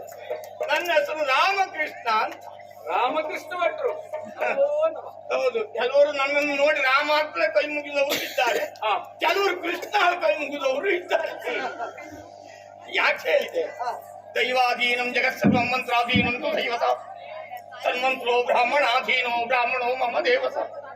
ಈ ವಾಕ್ಯವನ್ನು ನಂಬಿದವರು ಅರ್ಥ ಗೊತ್ತಾಗ್ಲಿಲ್ಲ. ಈ ಕಾಣುವ ಜಗತ್ತು ಕಾಣದೆ ಹೋದ ದೈವದ ಆಧೀನ, ಆ ದೈವ ಮಂತ್ರ ಆಧೀನ, ಆ ಮಂತ್ರ ನಮ್ಮಂತ ಆಚಾರವುಳ್ಳ ಬ್ರಾಹ್ಮಣರ ಆಧೀನ. ಆ ಕಾರಣದಿಂದ ಬುದ್ಧಿ ಇದ್ದ ಪ್ರತಿಯೊಬ್ಬ ಮನುಷ್ಯನು ಬ್ರಾಹ್ಮಣವು ಮಮ ದೇವತ ಅಂತ ಕೈ ಮುಗಿತು. ಕೆಲವರು ಕೃಷ್ಣ ಭಟ್ರು ನಮಸ್ಕಾರ ಹೇಳ್ತಾರೆ, ಕೆಲವರು ರಾಮ ಭಟ್ರೆ ನಮಸ್ಕಾರ ಹೇಳ್ತಾರೆ. ರಾಮ ಭಟ್ರೆ ನಮೋ ಒಳ್ಳೇದಾಗ್ಲಿ. ಈಗ ಶಿಕ್ಷೆಗೆ ನೀವು ಮಾಡ್ಲಿಕ್ಕೆ ಸಿದ್ಧ ಇದ್ದೀಯ? ನಾನ್ ಸಿದ್ಧ ಇದ್ದೇನೆ, ಆದ್ರೆ ಅವು ಒಪ್ಪಬೇಕಲ್ಲ. ಈಗ ನಿನಗೆ ಬಹಳ ಸಾಮರ್ಥ್ಯ ಉಂಟು ಅಂತಾದ್ರೆ ನೀನೊಮ್ಮೆ ಸೇತುವೆ ಮಾಡಿ, ನೀನು ಮಾಡಿದ್ದನ್ನು ನಾನು ನೋಡ್ತೇನೆ, ಅವ ಹೇಗೆ ಮುರಿತಾನೆ ಅಂತ ನೋಡ್ಕೊಳ್ತೇನೆ ನಾನು. ಇದೇನು ಸ್ವಾಮಿ, ಅವ ಮಾಡಿದ್ದನ್ನು ನೀವು ನೋಡ್ತೀರಿ, ಅವ ಹೇಗೆ ಮುರಿದ್ದಾನೆ ನೋಡ್ತೀನಿ ಅನ್ನೋದು ಯಾಕೋ ಪ್ರಶ್ನಾರ್ಥಕ ಕಂಡಾಗ ಅಲ್ಲ. ಮಾಡಿದ್ದನ್ನು ನೋಡ್ಬಹುದು, ಹೇಗೆ ಮಾಡಿದ್ದಾನೆ ಅನ್ನೋದನ್ನು ನೋಡ್ಲಿಕ್ಕೆ ಆಗುದಿಲ್ಲ. ಹೇಗೆ ಮುರಿತಾನೆ ನೋಡಿ ಕೊಳ್ಳುವುದು. ಈಗ ಕೊಳ್ಳುವುದು ಅಂದ್ರೆ ಸ್ವೀಕರಿಸುವುದು, ತುಂಬಿಕೊಳ್ಳುವುದು. ನೋಡುವುದು ಅಂದ್ರೆ ನೋಡಿ ಬಿಡುವುದು. ನಾವು ತಿರುಗಾಟದಲ್ಲಿ ಎಷ್ಟೆಲ್ಲ ನೋಡ್ತೇವೆ, ನೋಡಿಕೊಳ್ತೇವೆ? ಇಲ್ಲ, ನೋಡಿ ಬಿಡ್ತೇವೆ. ಅದಕ್ಕೆ ನೋಡಿಕೊಳ್ತೇನೆ, ನೋಡಿ ಮಾಡುವ. ಈಗ ಸಾಧ್ಯ ಮಾಡ್ತೇನೆ.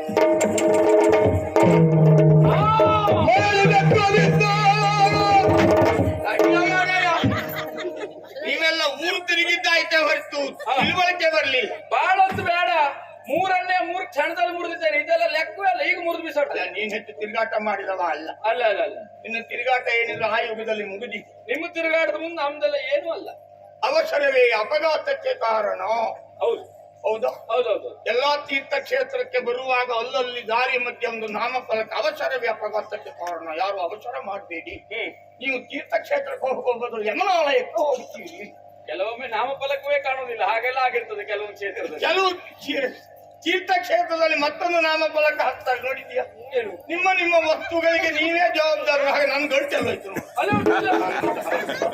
ಹಾಗಾಗಿ ಅವ ಹೇಗೆ ಕಟ್ಟಿದ್ದಾನೆ ಅಂತ ನಾನು ನೋಡ್ತೇನೆ. ಇನ್ನೊಂದು ಗುಟ್ಟುಂಟು. ಏನು? ಈ ಸೇತುವೆ ಮೇಲೆ ನಾನು ಓಡಿ ಹೋಗ್ತೇನೆ. ಆಚೆ ನನಗೆ ಸಂಬಂಧಿಕರ ಮನೆ ಉಂಟು. ಸ್ವಾಮಿ, ನೀವು ಅದೇ ಹೌದು ಅಂತ ಆದ್ರೆ ಆ ಕಡೆ ಸಂಬಂಧಿಕರ ಮನೆ ಉಂಟು, ಸೇತುವೆ ಕಟ್ಟು ಅಂತ ಹೇಳ್ಬೋದು. ಸುಮ್ಮನೆ ಮುರಿಯುವುದು ಕಟ್ಟುವುದು ಅಲ್ಲ. ಯಾಕೆ? ನಿಮಗೆ ಮೊದಲೇ ಹೇಳಿದ್ರೆ ಆಗುದಿಲ್ವಾ? ಈಗ ನೋಡಿದ್ರೆ ಪಂಚ ಅಂತ ಹೇಳ್ತೀರಿ, ಈಗ ನೋಡಿದ್ರೆ ಸಂಬಂಧಿಕರ ಮನೆ ಅಂತ ಹೇಳ್ತೀರಿ. ಹೌದು. ನೋಡಿ ಸ್ವಾಮಿ, ಒಂದು ಮೊಟ್ಟೆ ಒಂದೋ ಮರಿ ಆಗ್ಲಿಕ್ಕೆ ಬಿಡ್ಬೇಕು. ಹೌದು. ಇಲ್ಲ ಪದಾರ್ಥ ಮಾಡ್ಬೇಕು. ಅರ್ಧ ಮರಿ ಮಾಡ್ತೇನೆ, ಅರ್ಧ ಪದಾರ್ಥ ಮಾಡ್ತೇನೆ ಅಂತ ಆಗುದಿಲ್ಲ. ಅದು ಎರಡನ್ನು ಬಿಟ್ಟು ಮತ್ತೊಂದು ಮಾಡ್ಲಿಕ್ಕೆ ಏನು? ದೇವರಿಗೆ ನೈವೇದ್ಯ ಕೊಡುವುದು. ಮತ್ತೆ ಮರಿ ಮಾಡುವುದಲ್ಲ, ಪದಾರ್ಥ ಮಾಡುವುದಲ್ಲ. ಇಲ್ಲ, ಸಮರ್ಪಣೆ ನಿನ್ನದು ಅಂತ. ನೀನು ಮೊಟ್ಟೆ ಕತೆ ಅಂತದ್ದು, ಕೋಳಿ ಕಥೆಯನ್ನು ಹೇಳಬೇಕ ನಾನು. ಏನು ಕೋಳಿ? ಕೋಳಿಯನ್ನೇ ದೇವರಿಗೆ ಕೊಡುವವರು ಇದ್ದಾರೆ ಪುಣ್ಯಾತ್ಮ. ಮೊಟ್ಟೆ ಕತೆ ಬೆಂಕಿ ಇದು ಹೋಗಲಿ.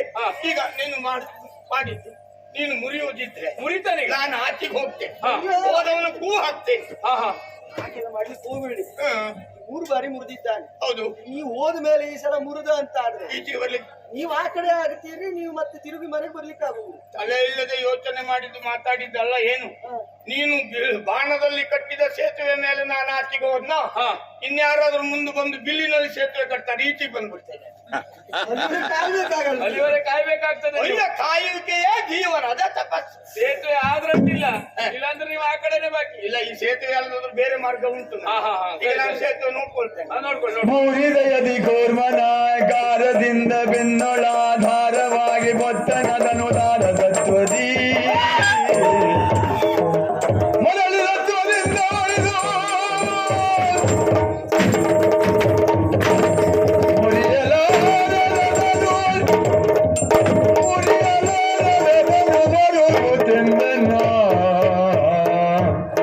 ಅರೆ ರಾಮ ಭಕ್ತನೆಂಬ ಬಿರುದು ಹೋಯ್ತೆ ಕೈತ. ಅರೆ ರಾಮ ಭಕ್ತನೆಂಬ ಬಿರುದು ಹೋಯ್ತೆ ಅಗತ.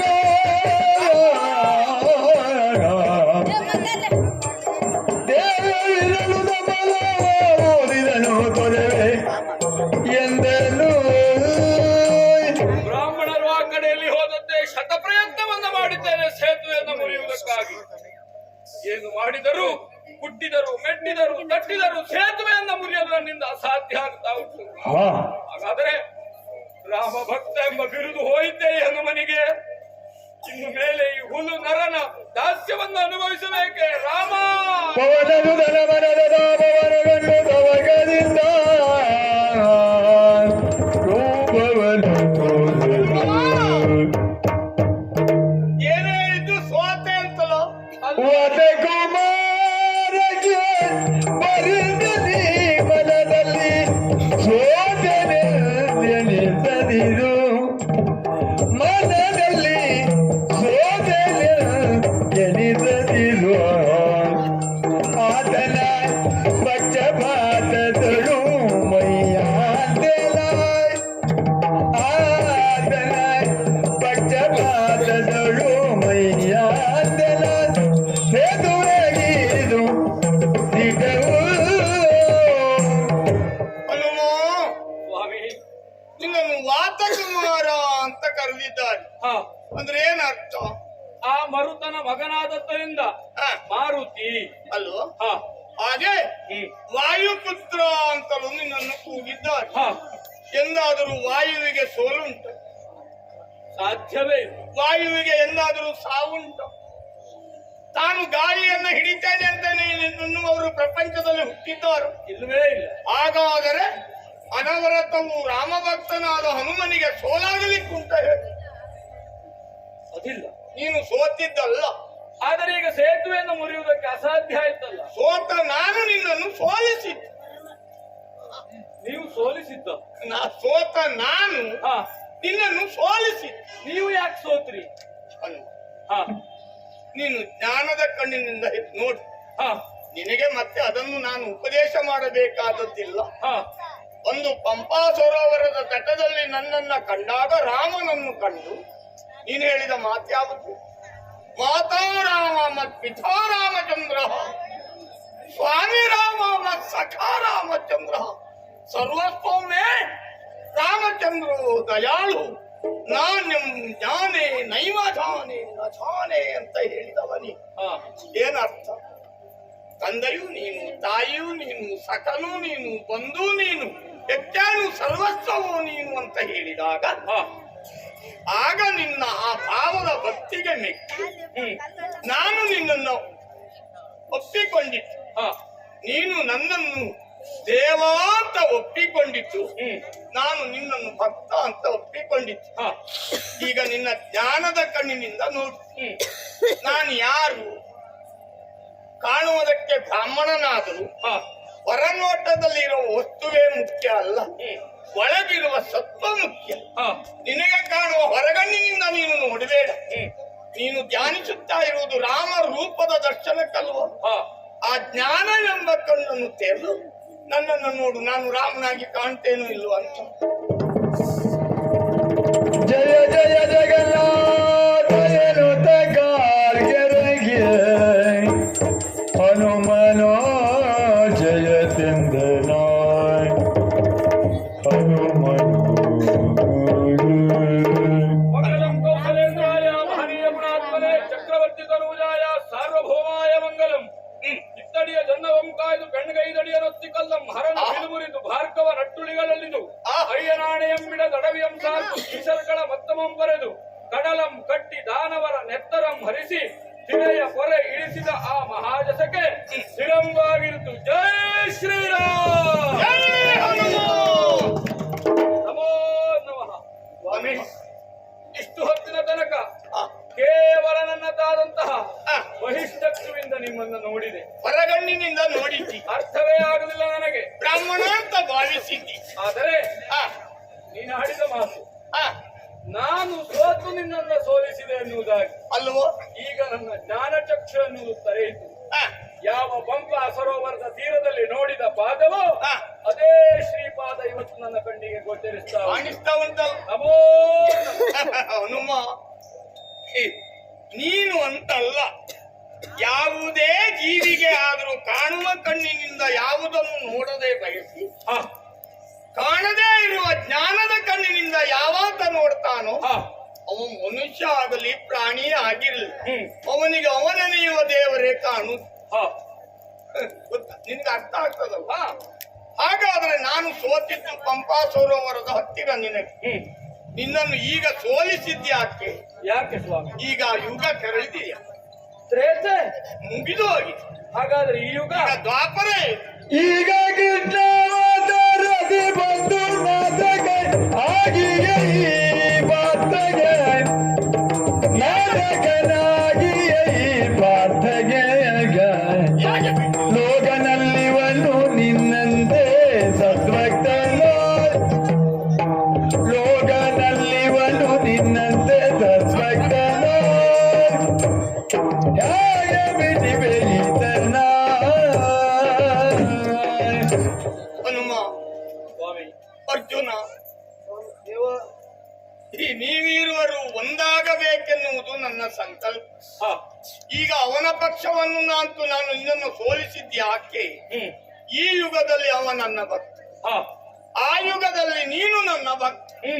ರಾಮಾವತಾರವನ್ನು ಹೊತ್ತು ಬಂದ ಈ ಶರೀರಕ್ಕೆ ಹನುಮ ದಾಸ, ಸ್ವಾಮಿ ಕೃಷ್ಣಾವತಾರವನ್ನು ಹೊತ್ತು ಬಂದ ಈ ಶರೀರಕ್ಕೆ ಇವ ಭಕ್ತ ಮಾತ್ರ ಅಲ್ಲ. ನನ್ನ ಪಾಲಿಗೆ ಭಾಗ್ಯದಲ್ಲವೇ? ಹೌದು. ರಾಮ ಸೇವಕರು ಪ್ರಪಂಚದಲ್ಲಿ ಹಲವರಿರಬಹುದು, ಆದರೆ ಶ್ರೀರಾಮದೂತಂ ಶರಣಂ ಪ್ರಪತ್ತಿ ಎನ್ನುವುದಾಗಿ ಲೋಕ ನಮಸ್ಕಾರ ಮಾಡುವುದಿದ್ರೆ ಹನುಮಂತನಿಗೆ ಮಾತ್ರ.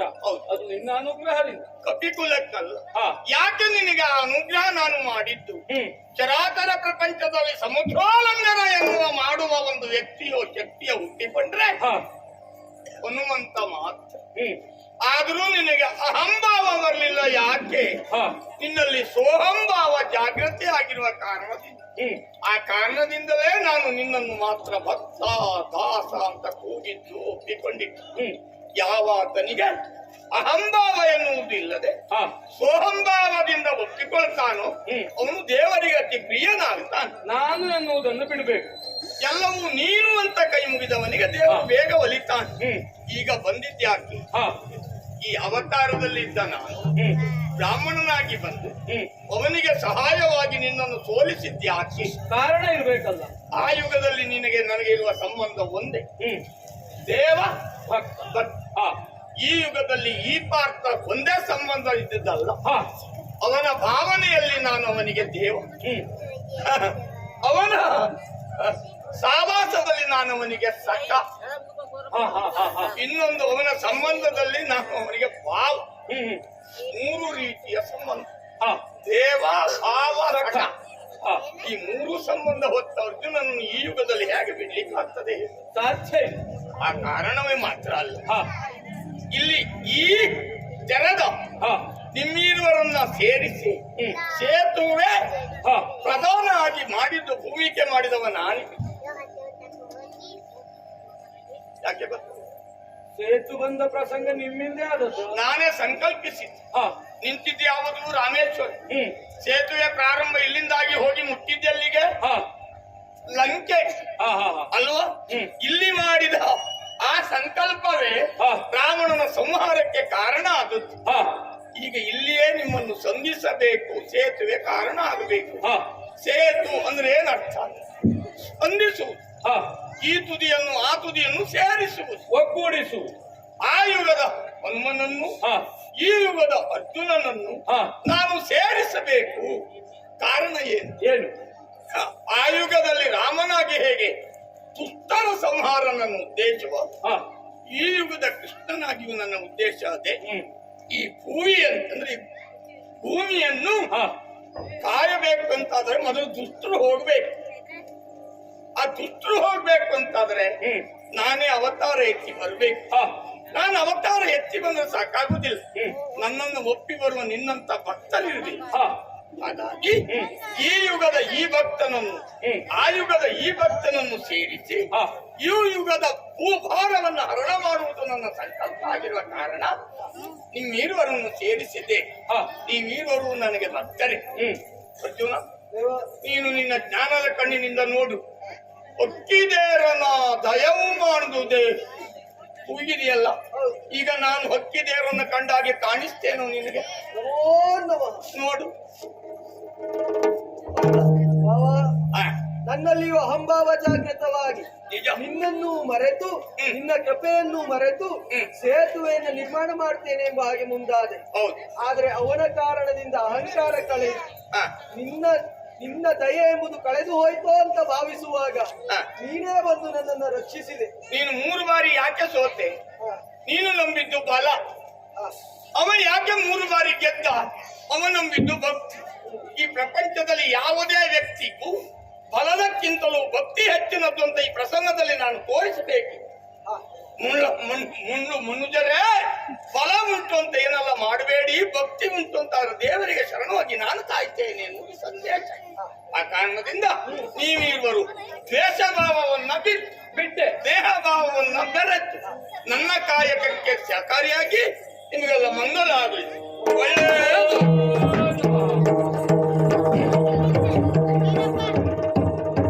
ವೀರ ಗೆಳೆಯಲಿಲ್ಲದ ತವರಿಯದ ಪೌರುಷವನು ಭೇದ ಬರಿದೆ ಆರಾದರುಂಟಲಿಲ್ಲಲು ಗೆಲುವವರು ವೃಂದಾರ ಕನ್ನಡ ಭುಜಂಗರಲಿ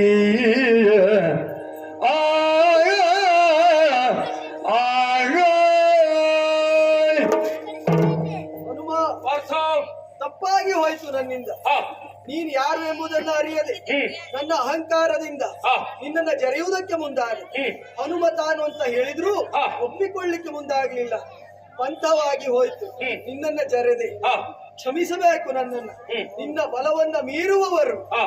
ಭೂಲೋಕದಲ್ಲ, ಹ್ಮ್. 3 ಲೋಕದಲ್ಲಿಯೂ ಯಾರಲ್ಲಿಯೂ ಎಲ್ಲಿಯೂ ಇಲ್ಲ. ಹ. ಹಾಗಿರುವಾಗ ಹ್ಮ್. ನನ್ನ ದೇವನಾದ ಕೃಷ್ಣನಿಂದ ಹ. ನಾವೇರೂರು ಒಡಗೂಡುವಂತಾಯ್ತು. ಈಗ ನಾನು ನಿನ್ನಲ್ಲಿ ಕೋರಿಕೊಳ್ಳುವುದು, ಏನು? ಬೇಡಿಕೊಳ್ಳುವುದು, ಹ. ನನ್ನ ದೇವ ಕೃಷ್ಣ ಹೇಳಿದ ಹಾಗೆ ಹ್ಮ್. ನನ್ನ ಕಾರ್ಯಕ್ಕೆ ಸಹಕಾರಿಯಾಗಿ ಹ. ನನ್ನ ರಥದಲ್ಲಿಯೇ ಸ್ಥಿತನಾಗಿದ್ದು ನನ್ನ ರಕ್ಷಣೆಯನ್ನು ಮಾಡಬೇಕು. ನರನೇ ಕೇಳಯ್ಯ. ಇಲ್ಲನು ರಾಗಿದುವ ಬಾಲಗರಿಗಲ್ಲದೆಲ್ಲಿಲ್ಲಲೇನು ಬರುವೆ ನೀ ನೆಲದಾಗ ಎಂದು ಬೀಗೊಟ್ಟನ ಮರುದಯನ ಧನಂಜಯನ ಪಾರ್ಥ, ದೇವರ ಅನುಗ್ರಹವೇ ಹಾಗಾಗಿದೆ. ಹಿಂದಾದದ್ದೇನು ನೆನಪಿನಲ್ಲಿಟ್ಟುಕೊಳ್ಳುವ ಅವಶ್ಯಕತೆ ಇಲ್ಲ.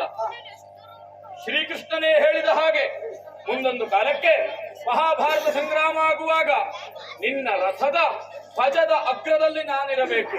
ನೀನು ಕರೆದಾಗ ಬಂದು ನಿನಗೆ ಧೈರ್ಯವನ್ನ ಶೌರ್ಯವನ್ನ ತುಂಬುವ ಕಾರ್ಯವನ್ನು ನಾ ಮಾಡಬೇಕು ಎನ್ನುವುದಾಗಿ ಹೇಳಿದ್ದಾನೆ. ದೇವ ಹೇಳಿದ ಮೇಲೆ ಈ ಭಕ್ತನಿಂದ ಯಾವ ಕಾಲಕ್ಕೂ ಅದನ್ನು ತಪ್ಪುವ ಅವಶ್ಯಕತೆ ಇಲ್ಲ, ತಪ್ಪುವುದು ಇಲ್ಲ. ಹಾಗಾಗಿ ನೀನು ಯಾವ ಕಾಲದಲ್ಲಿ ನೆನೆಯುತ್ತೀಯೋ ಆ ಕಾಲಕ್ಕೆ ನಿನ್ನನ್ನು ಅನುಗ್ರಹಿಸುತ್ತೇನೆ. ರಾಮಾನುಗ್ರಹ ಆಗಲಿ. ರಾಮ ರಾಮ ರಾಮ. ಅಂತೂ ತೀರ್ಥಕ್ಷೇತ್ರಕ್ಕೆ ಬಂದು ಇಷ್ಟು ಅನುಕೂಲ ಆದ ಹಾಗಾಯ್ತು, ಬಲ ಒಟ್ಟಾಯ್ತು. ಇನ್ನು ಮತ್ತೆ ತಡ ಮಾಡುವುದು ಯಾಕೆ? ಉಳಿದ ತೀರ್ಥಕ್ಷೇತ್ರಗಳನ್ನ ನೋಡುತ್ತಾ ಪುರವನ್ನ ಸೇರ್ತೇನೆ.